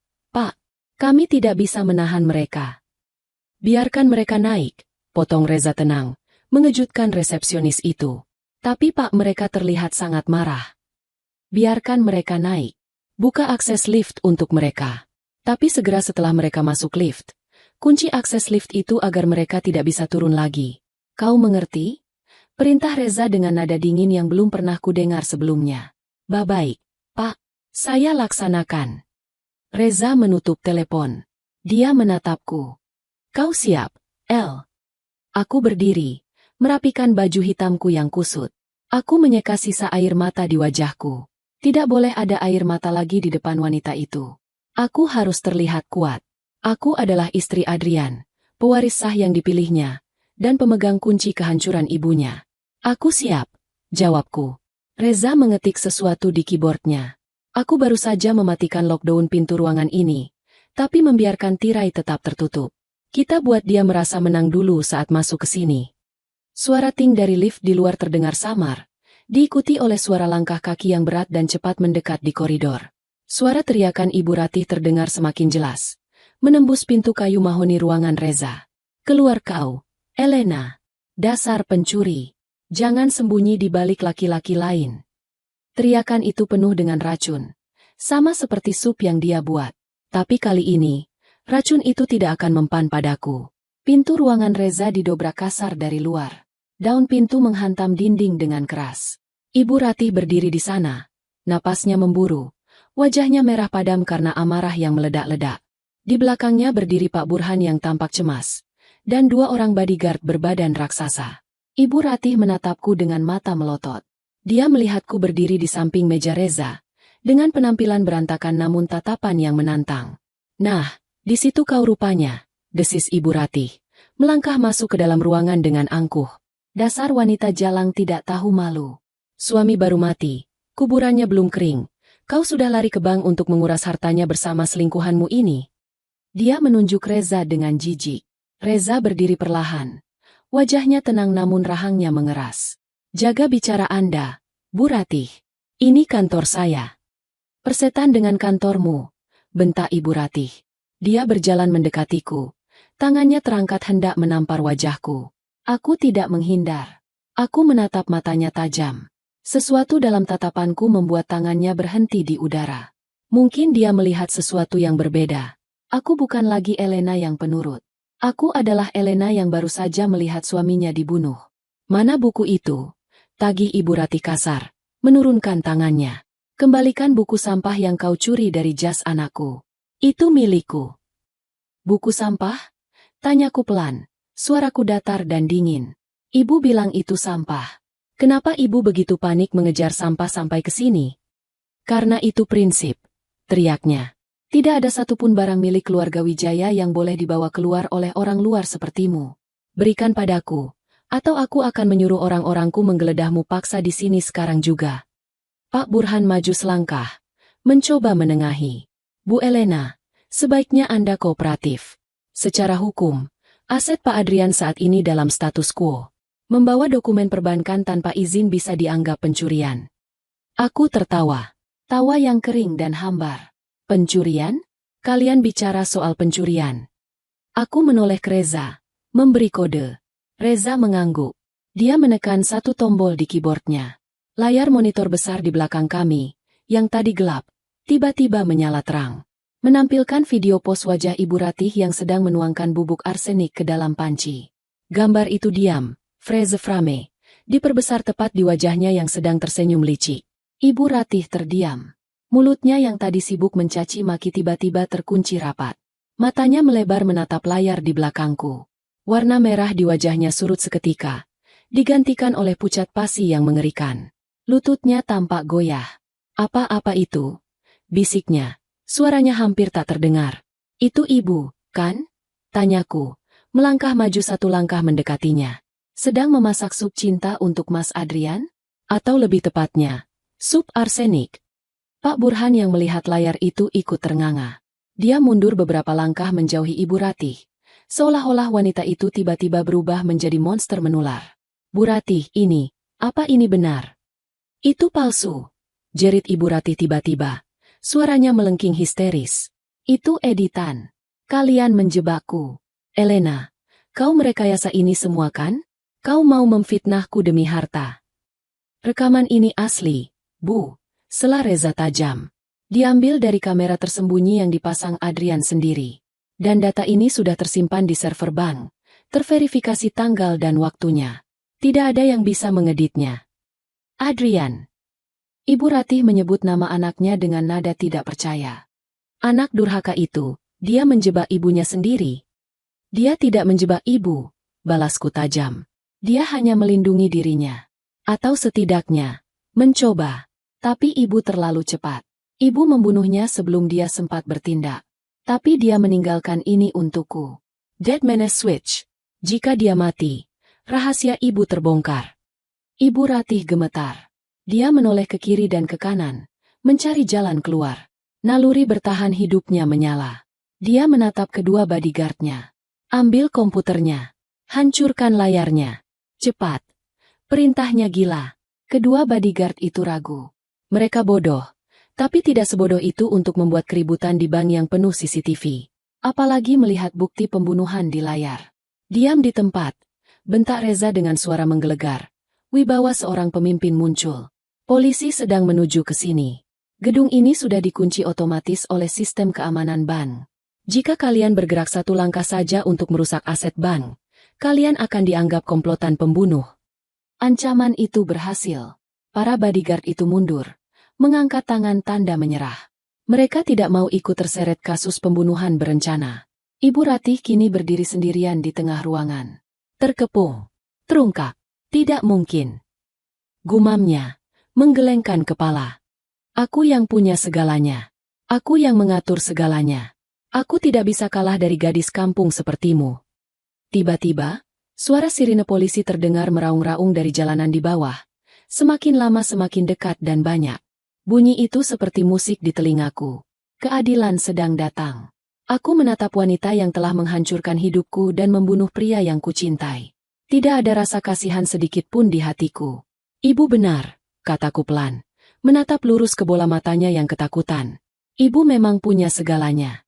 Tapi sekarang, ibu tidak punya apa-apa. Harta, tahta, anak semuanya hilang. Dan sisa hidup ibu akan dihabiskan di balik jeruji besi, memakan makanan penjara yang tawar, sendirian, tanpa ada yang peduli. Ibu Ratih merosot ke lantai. Kakinya tidak kuat lagi menopang tubuhnya. Dia menangis, tapi bukan tangisan penyesalan. Itu tangisan kekalahan. Pintu lift di luar berdenting lagi. Kali ini, langkah kaki yang datang terdengar tegas dan berirama. Langkah kaki aparat penegak hukum. Pintu ruangan terbuka lebar. Sekelompok polisi berseragam lengkap dengan senjata laras panjang masuk, dipimpin oleh seorang perwira reserse. Siapa yang bernama Ratih Wijaya? Tanya perwira itu tegas. Aku menunjuk wanita yang meringkuk di lantai. Itu dia, Pak, pembunuh suami saya. Aku menarik napas panjang, merasakan beban berat di pundakku perlahan terangkat. Adrian, kita berhasil. Kita menang. Ruangan VVIP itu kini terasa sesak, bukan karena ukurannya, melainkan karena beratnya ketegangan yang menggantung di udara. Telunjukku masih terarah lurus ke wajah Ibu Ratih yang kini bersimpuh di lantai karpet tebal. Wajahnya yang biasa angkuh kini retak oleh kepanikan yang nyata. Di belakangku, layar monitor raksasa masih menayangkan wajah Adrian yang tersenyum pahit. Sebuah monumen digital atas pengorbanannya. Perwira polisi yang memimpin penyerbuan itu, seorang pria parubaya dengan lencana, kompol Hario, di dadanya, melangkah maju dengan gerakan taktis. Ia tidak terintimidasi oleh kemewahan ruangan bank ini, apalagi oleh gaun mahal dan perhiasan yang melekat di tubuh wanita yang kini berstatus tersangka itu. Matanya tajam, menyapu sekeliling ruangan sebelum mendarat pada sosok Ibu Ratih. Ratih Wijaya, ucap kompol Hario dengan suara bariton yang berat dan tegas. Ia tidak bertanya, ia menyatakan. Berdasarkan bukti digital yang telah kami terima secara real-time dari server bank ini, serta laporan otomatis terkait pembunuhan berencana terhadap saudara Adrian Wijaya, Anda kami tangkap. Ibu Ratih mendongak, matanya terbelalak liar. Apa? Tangkap? Kau tidak tahu siapa aku? Teriaknya melengking, mencoba bangkit berdiri meski kakinya goyah. Aku istri pendiri Wijaya Group. Kau polisi rendahan tidak punya hak menyentuhku. Aku bisa menelpon atasanmu dan membuatmu dipecat hari ini juga. Kompol Hario tidak bergeming sedikit pun. Ia justru mengeluarkan sepasang borgol perak dari sabuknya. Bunyi klik logam yang beradu terdengar begitu merdu di telingaku. Lebih indah dari simfoni manapun yang pernah kudengar. Anda bisa menghubungi pengacara Anda nanti di kantor polisi, Nyonya. Jawab Kompol Haryo datar. Tapi untuk saat ini, status Anda adalah tersangka utama pembunuhan tingkat 1. Saudara Burhan. Polisi itu menoleh pada pengacara keluarga yang berdiri mematung di sudut ruangan dengan wajah pucat. Jika Anda mencoba menghalangi proses hukum atau terbukti menyembunyikan fakta ini, Anda juga akan kami seret sebagai an accessory to murder, pembantu kejahatan. Pak Burhan langsung mengangkat kedua tangannya tinggi-tinggi, mundur teratur hingga punggungnya menempel ke dinding. Keringat dingin mengucur deras di dahinya. Saya tidak tahu apa-apa, Pak. Sumpah, saya hanya mengurus masalah warisan legal. Saya tidak tahu menahu soal racun atau pembunuhan. Saya kooperatif. Silakan bawa dia. Mendengar pengacara kepercayaannya berbalik arah, pertahanan mental Ibu Ratih runtuh seketika. Burhan. Kau pengkhianat. Aku membayarmu mahal. Jeritnya histeris. Ia menoleh padaku. Matanya menyala dengan kebencian murni yang mengerikan. Ini semua salahmu, Elena. Dasar wanita ular. Kau merekayasa ini. Kau mencekoki Adrian dengan ide-ide gila sampai dia membenci ibunya sendiri. Dua orang petugas polisi wanita maju, mencengkeram lengan Ibu Ratih kiri dan kanan. Ibu Ratih meronta. Menendang-nendang udara seperti anak kecil yang tantrum, membuat tatanan rambut sanggulnya yang sempurna menjadi acak-acakan. Lepaskan aku. Jangan sentuh aku dengan tangan kotormu. Bentaknya saat polisi wanita itu memutar lengannya ke belakang punggung. Klek, klek. Suara borgol yang terkunci di pergelangan tangannya membuat seluruh ruangan hening sejenak. Wanita yang selama ini memegang kendali penuh atas hidupku, yang bisa mengusirku hanya dengan jentikan jari, yang meracuni suamiku sambil tersenyum, kini tidak lebih dari seorang kriminal yang terbelenggu. Aku melangkah mendekat, perlahan, hingga jarak wajah kami hanya terpaut beberapa sentimeter. Reza mencoba menahanku, takut Ibu Ratih akan melukaiku, tapi aku menepis tangannya halus. Aku butuh momen ini. Adrian butuh momen ini. Kau bilang aku ular, bisikku pelan, namun cukup jelas untuk didengar semua orang di ruangan itu. Ular tidak membunuh anaknya sendiri, Ibu. Bahkan binatang buas pun melindungi darah dagingnya. Kau lebih rendah dari binatang. Ibu Ratih meludah ke arahku. Ludahnya mengenai ujung sepatuku. Sepatu pinjaman dari staf bank yang diberikan Reza tadi. Aku tidak marah. Aku justru tersenyum tipis. Bawa dia. Perintahku dingin pada polisi. Seolah akulah yang memegang komando.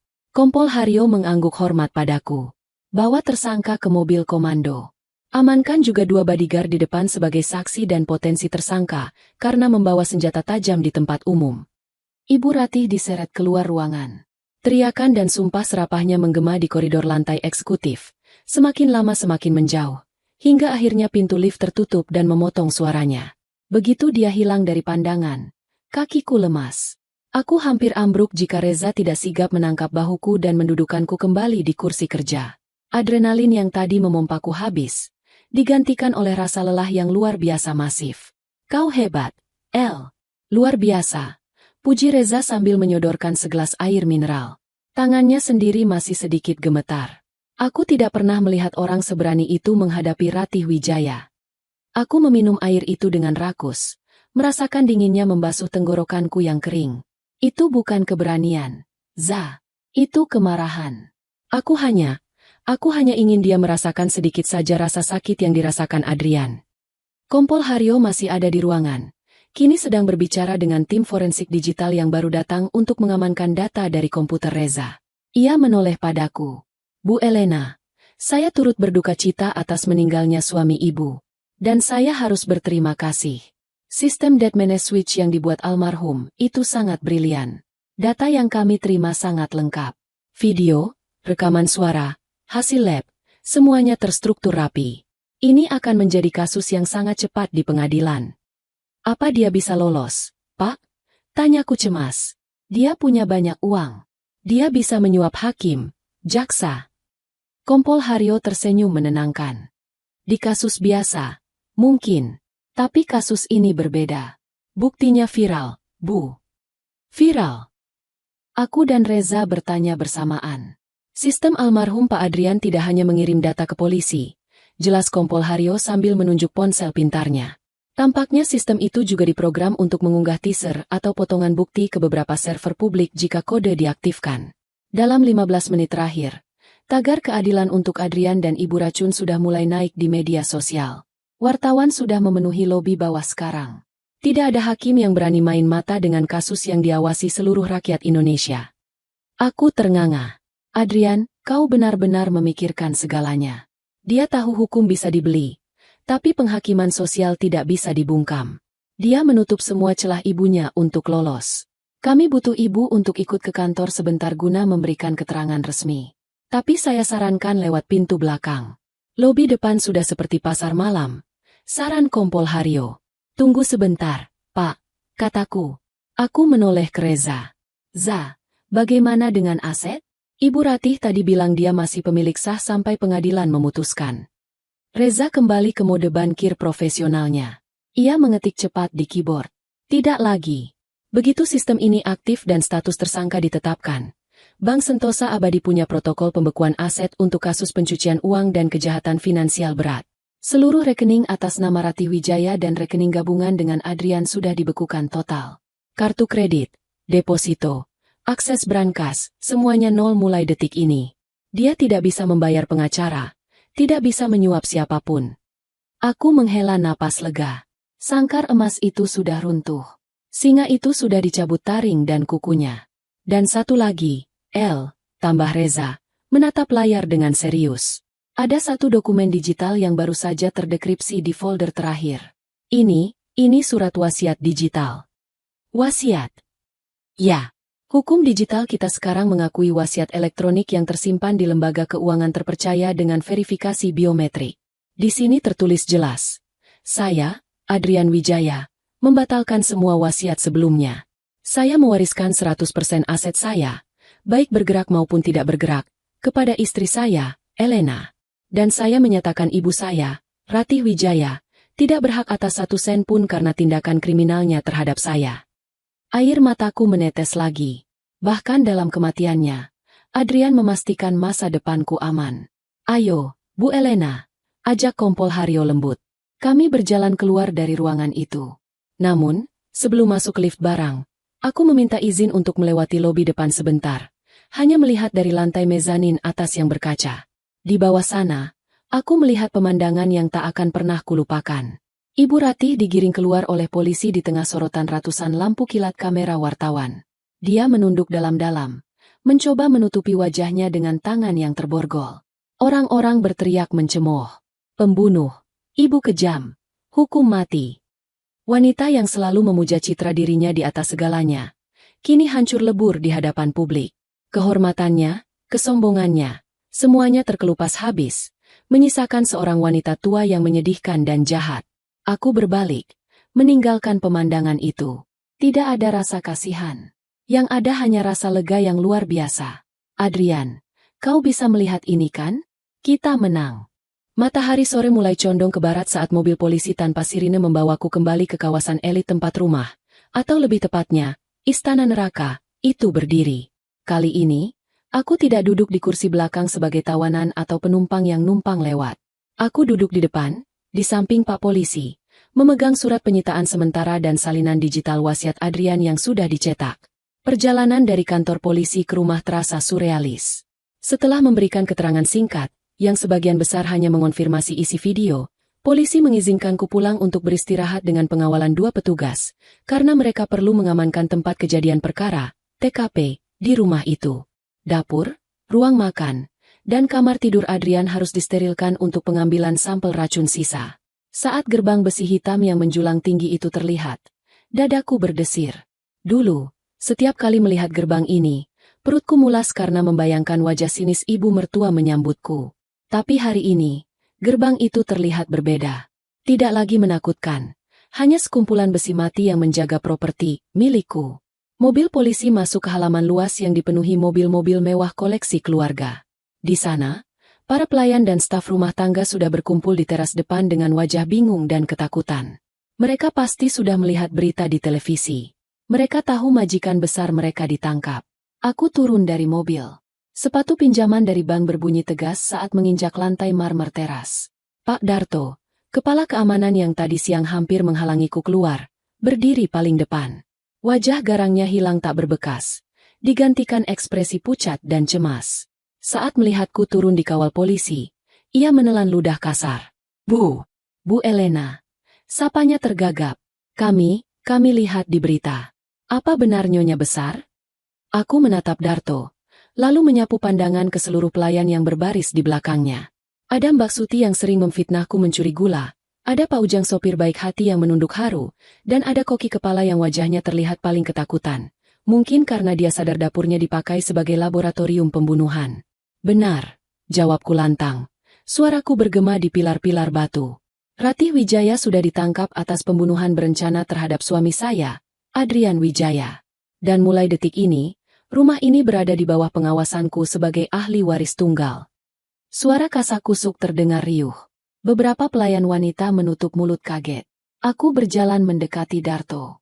Darto, tadi siang kau hampir membiarkan aku mati di sini karena menahan obatku. Walau itu bohong, tapi kau tidak tahu itu kan? Kau lebih setia pada perintah pembunuh daripada nyawa manusia. Darto gemetar. Saya hanya menjalankan tugas. Bu, Nyonya Ratih yang menggaji saya. Nyonya Ratih sudah tidak punya uang untuk menggajimu. Potongku tajam. Rekeningnya sudah dibekukan. Mulai hari ini, saya yang memegang kendali keuangan. Dan keputusan pertamaku adalah, aku menunjuk gerbang. Kau dipecat. Kemasi barangmu dan pergi dari sini sekarang juga. Aku tidak butuh anjing penjaga yang menggigit tuannya sendiri. Wajah Darto jatuh. Dia mencoba memohon. Tapi tatapan dua polisi di belakangku membuatnya sadar tidak ada gunanya berdebat. Dia menunduk dan berjalan gontai menuju pos satpam untuk mengambil tasnya. Aku beralih ke koki kepala. Dia mundur ketakutan. Dan kau, kataku dingin. Polisi akan menginterogasimu. Jika kau tahu soal racun itu dan diam saja, kau akan menyusul majikanmu ke penjara. Tapi jika kau benar-benar tidak tahu, kau tetap dipecat karena kelalaian fatal membiarkan orang lain meracuni makanan di wilayah kerjamu. Koki itu lemas dan jatuh pingsan, membuat pelayan lain panik.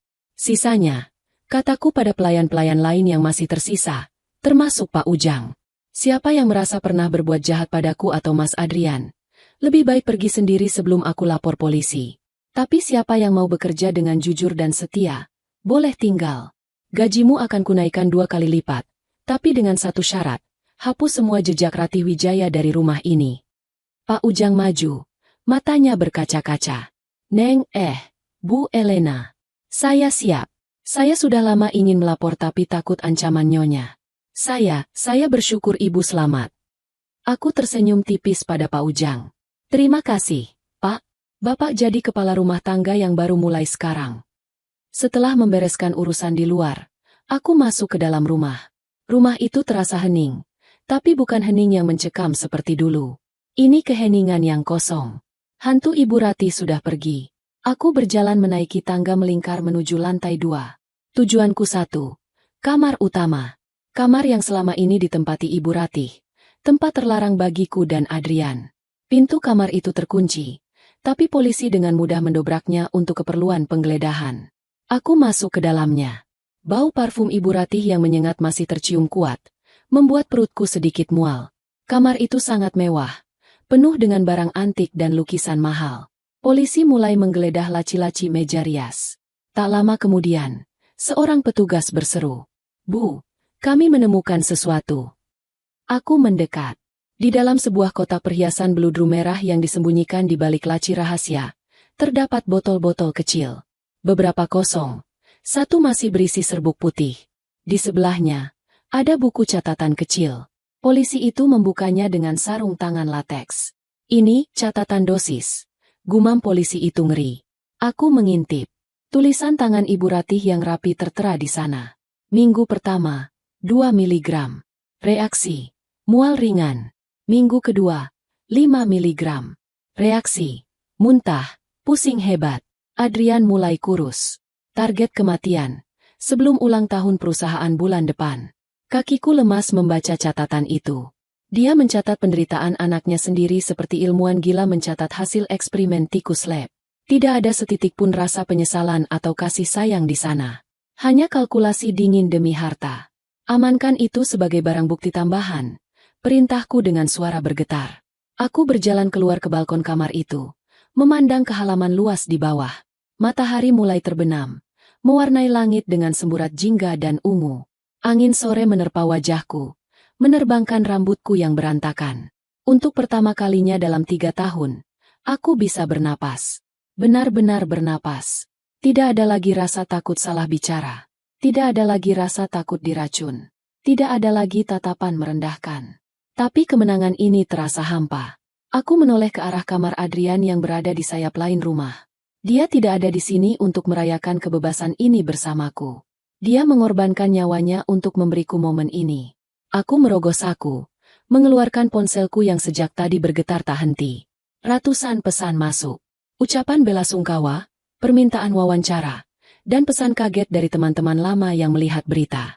Namun, ada satu notifikasi email yang menarik perhatianku. Pengirimnya, Adrian Wijaya, scheduled sent. Jantungku berdegup kencang. Email ini dijadwalkan terkirim 24 jam setelah kode Dead Menace switch aktif. Aku membukanya dengan tangan gemetar. Subjek, untuk istriku, saat semuanya selesai. Hei, Z, jika kau membaca ini, berarti Ratih sudah ditangkap. Polisi sudah bekerja. Dan kau sekarang mungkin sedang berdiri di rumah besar itu, merasa sendirian dan bingung. Jangan bingung, El. Rumah itu milikmu. Jual saja kalau kau tidak suka kenangannya. Bakar kalau perlu. Gunakan uangnya untuk keliling dunia. Buka toko kue yang sering kita bicarakan. Atau donasikan untuk yayasan yatim piatu. Terserah kau. Tapi ada satu hal yang ingin ku minta. Di laci meja kerjaku, di bawah tumpukan file perusahaan, ada sebuah kotak kayu kecil. Bukalah. Aku mencintaimu. El. Maaf aku tidak bisa menemanimu menua. Tapi ketahuilah. Di setiap langkahmu mulai sekarang, aku ada di sana. Di angin yang membelai wajahmu, di hujan yang menyejukkanmu. Selamat tinggal, cintaku. Hiduplah untuk kita berdua. Air mataku tumpah lagi, tapi kali ini disertai senyum.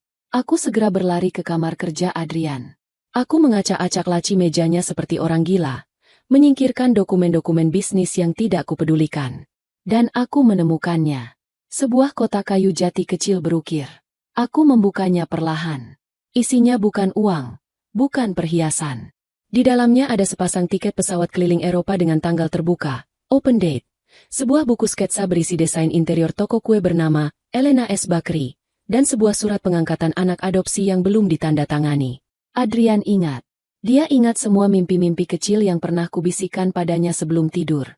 Mimpi punya toko kue, mimpi keliling Eropa. Mimpi mengadopsi anak karena kami sulit punya keturunan. Dia mempersiapkan masa depanku bukan sebagai janda kaya yang kesepian, tapi sebagai wanita yang punya tujuan hidup. Aku mendekap kotak itu erat-erat di dada, jatuh terduduk di kursi kerja Adrian yang besar. Aroma tubuhnya masih tertinggal samar di sandaran kursi. Terima kasih, Mas. Isaku di keheningan ruang kerja itu. Aku akan mewujudkannya. Aku janji. Di luar jendela, langit malah mulai turun, tapi bagiku, ini adalah fajar yang baru menyingsing. Dinasti Wijaya yang busuk telah runtuh, dan dari puing-puingnya, aku akan membangun sesuatu yang indah. Demi Adrian. 2 minggu pasca penangkapan Ibu Ratih, hidupku berubah menjadi pusaran angin topan yang tak kunjung reda. Jika sebelumnya aku hanyalah istri rumahan yang tersembunyi di balik bayang-bayang suami dan mertua, kini wajahku terpampang di setiap halaman depan koran bisnis dan tabloid gosip. Janda Cinderella menuntut keadilan. Begitu salah satu judul utamanya. Namun, realitasnya jauh lebih melelahkan daripada dongeng manapun. Kemenangan di bank waktu itu hanyalah awal dari perang jenis lain. Perang birokrasi, hukum, dan eksistensi diri. Pagi ini, aku berdiri di depan cermin besar di kamar utama. Kamar yang dulu ditempati Ibu Ratih dan kini telah kurenovasi total. Karpet merah marun yang suram sudah diganti dengan parket kayu ek yang hangat. Gorden beludru berat yang mencekik cahaya matahari sudah kuturunkan. Diganti dengan tirai linen putih yang membiarkan cahaya pagi membanjiri ruangan. Namun, bayangan di cermin itu masih terlihat asing. Aku mengenakan setelan blazer hitam pas badan. Rambutku disanggul rapi ala wanita karir. Dan di leherku melingkar kalung berlian sederhana hadiah ulang tahun terakhir dari Adrian. Aku terlihat kuat, tapi di dalam, Aku masihlah Elena yang merindukan aroma tepung dan mentega, bukan aroma kertas kontrak dan tinta stempel. Hari ini adalah rapat umum pemegang saham luar biasa, RUPSLB, Wijaya Group.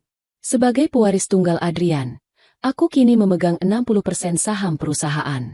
Secara teori, aku adalah pemilik mutlak. Namun, dalam praktiknya, aku adalah domba yang masuk ke kandang serigala berjas mahal. Para direksi tua, paman-paman jauh Adrian, dan investor yang dulu tunduk pada Ibu Ratih, kini melihatku sebagai target empuk. Mereka pikir aku hanyalah janda muda yang bodoh, yang bisa mereka setir atau mereka tipu untuk melepas saham dengan harga murah. Bu Elena, mobil sudah siap. Suara Paujang terdengar dari interkom. Aku menarik napas panjang, memantapkan hati. Aku datang. Adrian, pinjami aku keberanianmu hari ini. Bisikku pada foto suamiku di meja rias. Perjalanan ke kantor pusat Wijaya Group di kawasan Sudirman terasa hening. Aku membuka kembali berkas-berkas yang ditinggalkan Adrian di kotak rahasianya. Ternyata, Adrian sudah memprediksi ini. Di balik sketsa toko kue, terselip sebuah flash disk berisi Black Book perusahaan. Catatan dosa para direksi. Siapa yang korupsi? Siapa yang punya simpanan gelap memakai uang perusahaan? Siapa yang memalsukan laporan pajak? Adrian tahu segalanya. Tapi dia menyimpannya sebagai kartu as. Dan hari ini, kartu itu ada di tanganku. Sesampainya di gedung pencakar langit itu, suasana terasa dingin. Karyawan membungkuk hormat saat aku lewat. Tapi aku bisa merasakan tatapan penuh tanya di punggungku. Apa dia bisa memimpin? Mungkin itu yang mereka pikirkan. Aku berjalan lurus menuju ruang rapat eksekutif di lantai teratas, diiringi pengacara baru yang kusewa, seorang wanita tangguh bernama Karina, karena aku sudah memecat firma hukum Pak Burhan. Pintu ruang rapat dibuka. Asap rokok cerutu dan aroma kopi mahal menyambutku. Di sekeliling meja oval raksasa itu, duduk 12 pria paruh baya. Mereka menatapku dengan sorot mata meremehkan. Tidak ada yang berdiri untuk menyambutku. Silakan duduk, Nyonya Elena. Ucap Pak Subroto, direktur operasional yang juga sepupu jauh mendiang ayah mertuaku. Nadanya terdengar seperti seorang kakek yang menyuruh cucunya duduk tenang. Kami turut berduka cita. Tapi bisnis harus terus berjalan, dan jujur saja, kondisi perusahaan sedang goyah karena skandal Ibunda Ratih. Saham kita anjlok 15% minggu ini.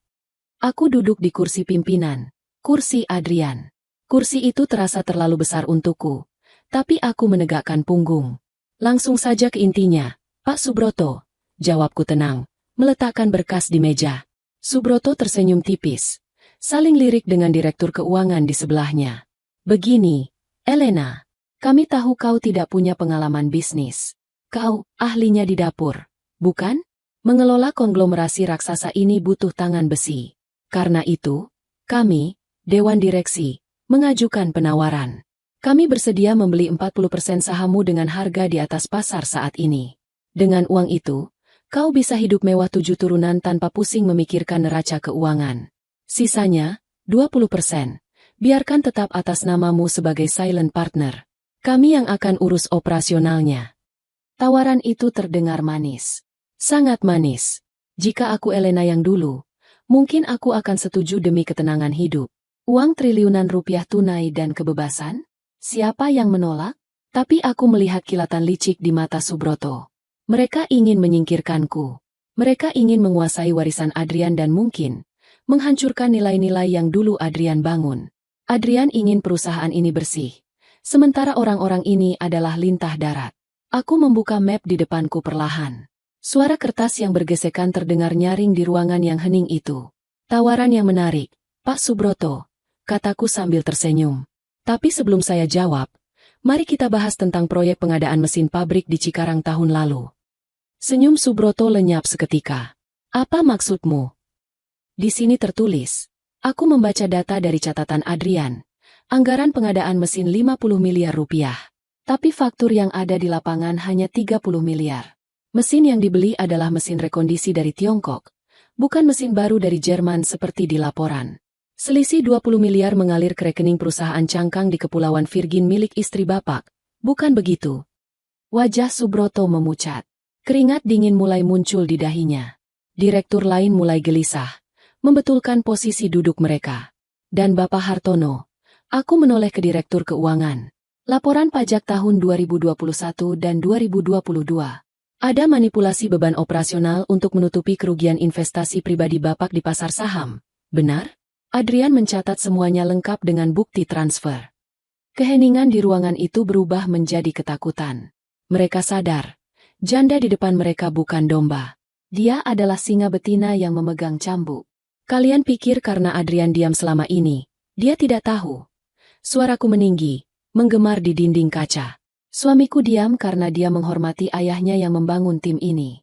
Tapi aku tidak punya beban sejarah dengan kalian. Aku tidak segan-segan mengirim kalian semua ke penjara menyusul Ibu Ratih jika kalian mencoba bermain-main denganku. Subroto menelan ludah. Suaranya bergetar. Apa maumu, Elena? Aku menutup map itu dengan keras. Aku tidak akan menjual sahamku pada kalian. Tidak satu lembar pun. Sebaliknya, aku akan merombak susunan direksi. Kalian semua punya dua pilihan. Mengundurkan diri secara terhormat hari ini juga dengan pesangon standar. Atau aku bawa berkas ini ke Kejaksaan Agung besok pagi. Ruangan itu sunyi senyap. Satu persatu, para pria sombong itu menundukkan kepala. Mereka kalah telak. Adrian, bahkan dari kuburnya, kau masih bisa memenangkan negosiasi. Setelah rapat yang menegangkan itu, aku merasa lelah luar biasa, namun juga puas. Aku menunjuk Karina dan tim profesional baru untuk mengambil alih manajemen sementara, interim. Tugasku di sini selesai. Aku telah membersihkan rumah Adrian dari parasit. Namun, ada satu urusan lagi yang harus kuselesaikan sebelum aku benar-benar bisa menutup bab masa lalu ini. Sore harinya, mobilku berbelok ke arah pinggiran kota, menuju bangunan beton tinggi yang dikelilingi kawat berduri, rutan wanita pondok bambu. Proses pemeriksaan sangat ketat. Ponsel dan tas harus ditinggal. Aku hanya membawa diriku sendiri saat melangkah menyusuri lorong dingin berbau disinfektan itu menuju ruang kunjungan. Di balik sekat kaca tebal, dia sudah menunggu. Ibu Ratih. Penampilannya membuatku nyaris tidak mengenalinya. Rambutnya yang dulu selalu disasak tinggi dan sempurna, kini dipotong pendek dan memutih seluruhnya. Wajahnya keriput tanpa lapisan bedak mahal, dan dia mengenakan rompi tahanan berwarna oranye kusam. Matanya cekung, kehilangan kilat arogansi yang dulu selalu memancar. Aku duduk di kursi besi di hadapannya, mengangkat gagang telepon interkom. Dia menatapku kosong sejenak, lalu perlahan mengangkat gagang telepon di sisinya. Kau puas? Suaranya parau, terdengar tua dan rapuh. Ini bukan soal kepuasan, Ibu, jawabku datar. Ini soal konsekuensi. Ibu Ratih tertawa kecil, tawa yang kering. Konsekuensi. Adrian anak bodoh. Dia menghancurkan segalanya. Nama baik keluarga, kehormatan, harta, semuanya hancur karena dia lebih memilih wanita sepertimu daripada darah dagingnya sendiri. Dia memilihku karena aku mencintainya sebagai manusia, bukan sebagai aset investasi, balasku. Ibu tidak pernah mencintainya. Ibu hanya mencintai apa yang bisa dia berikan pada ibu. Status, uang, kendali. Ibu Ratih menempelkan telapak tangannya ke kaca. Matanya mendadak berkaca-kaca. Tapi aku tahu itu bukan air mata penyesalan. Itu air mata manipulasi. Senjata terakhirnya yang sudah tumpul. Elena, tolong aku, bisiknya memelas. Tempat ini mengerikan. Kasurnya keras, makanannya basi. Orang-orang di sini kasar. Aku tidak bisa bertahan di sini. Elena, aku ibumu, mertuamu. Tarik tuntutan itu. Bilang pada polisi itu salah paham. Kau punya uang sekarang. Kau bisa bayar pengacara terbaik untuk membebaskanku. Aku janji, aku akan pergi jauh. Aku tidak akan mengganggumu lagi. Tolong, aku tidak mau mati di sini. Melihatnya memohon seperti ini, hati kecilku sempat berdesir. Rasa kemanusiaan.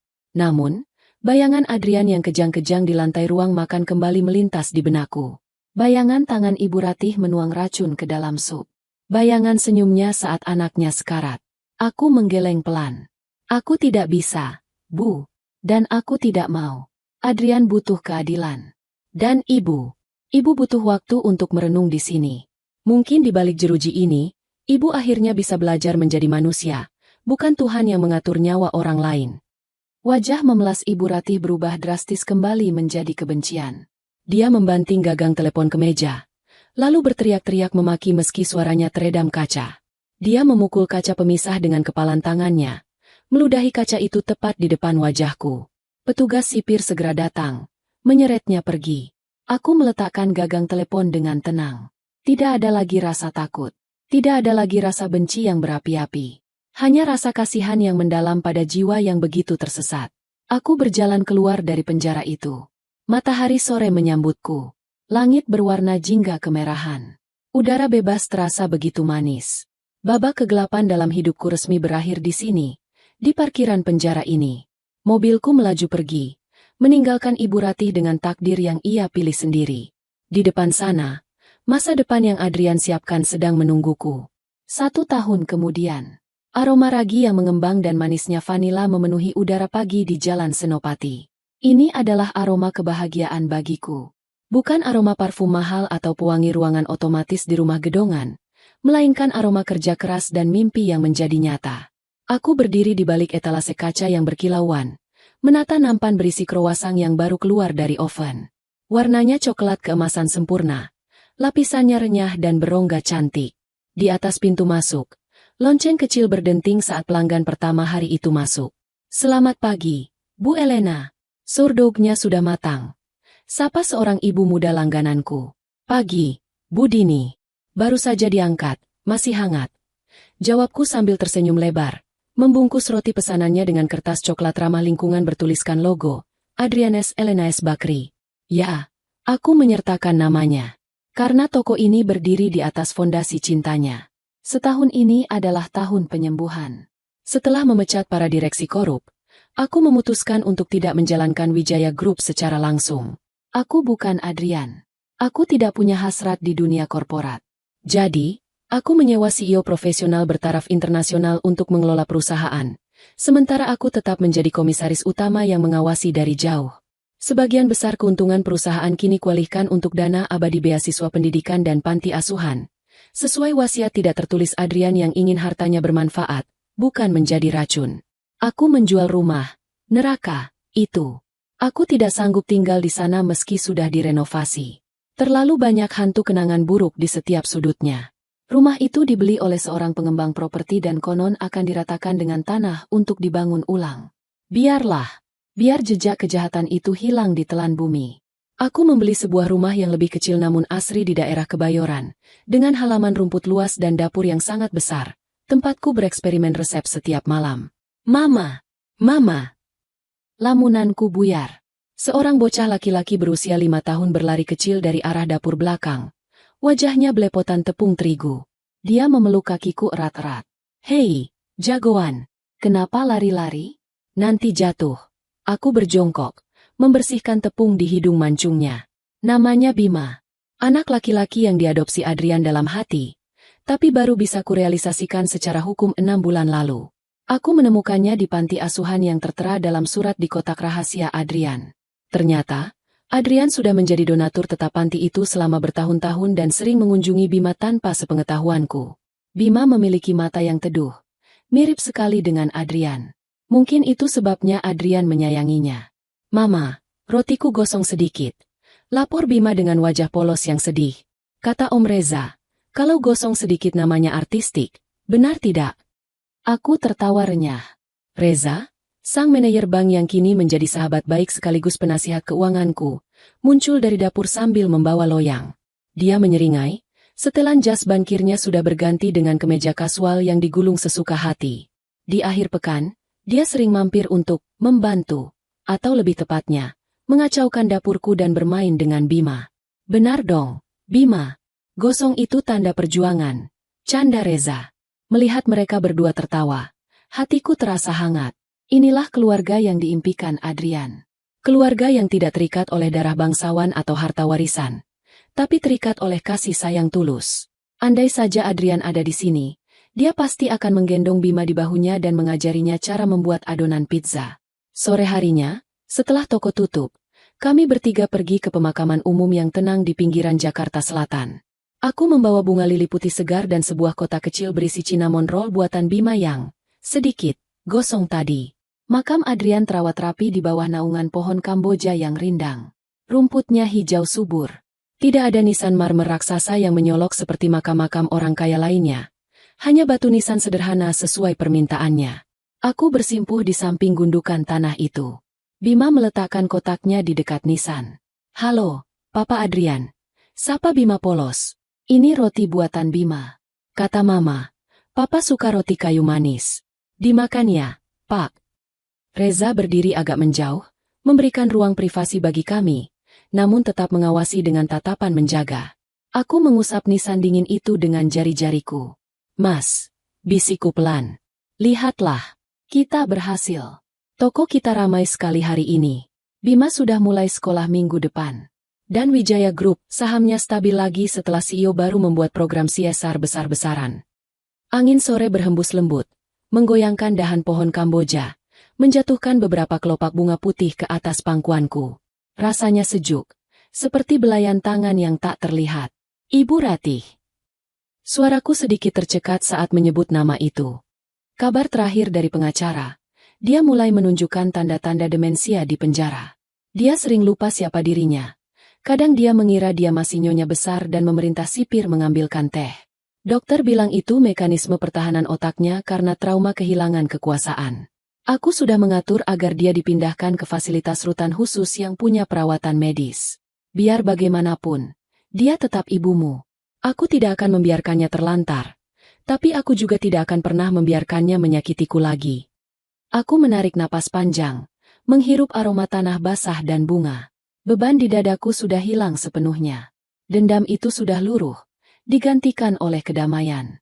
Adrian benar. Balas dendam terbaik bukanlah menghancurkan musuh dengan kekerasan, tapi dengan hidup bahagia dan membuktikan bahwa kita bisa bertahan tanpa mereka. Aku bangkit berdiri, membersihkan rokku. Aku menatap langit yang mulai berubah warna menjadi ungu lembayung. Ada satu bintang yang mulai bersinar terang di sana, sendirian namun gagah. Terima kasih untuk Dead Man's Switch, itu, Mas. Gumamku sambil tersenyum menatap bintang itu. Tombol itu tidak hanya menghukum ibumu, tapi juga menghidupkan aku kembali. Kau memberiku nyawa kedua. Mama, ayo pulang. Bima lapar mau makan es krim. Seru Bima yang sudah berlari ke arah mobil Reza. Iya, sayang. Jawabku. Aku menoleh sekali lagi ke makam itu. Sampai jumpa lagi, cintaku. Aku pulang dulu. Aku punya kehidupan yang harus dijalani. Aku berbalik dan melangkah pergi, meninggalkan kematian di belakangku.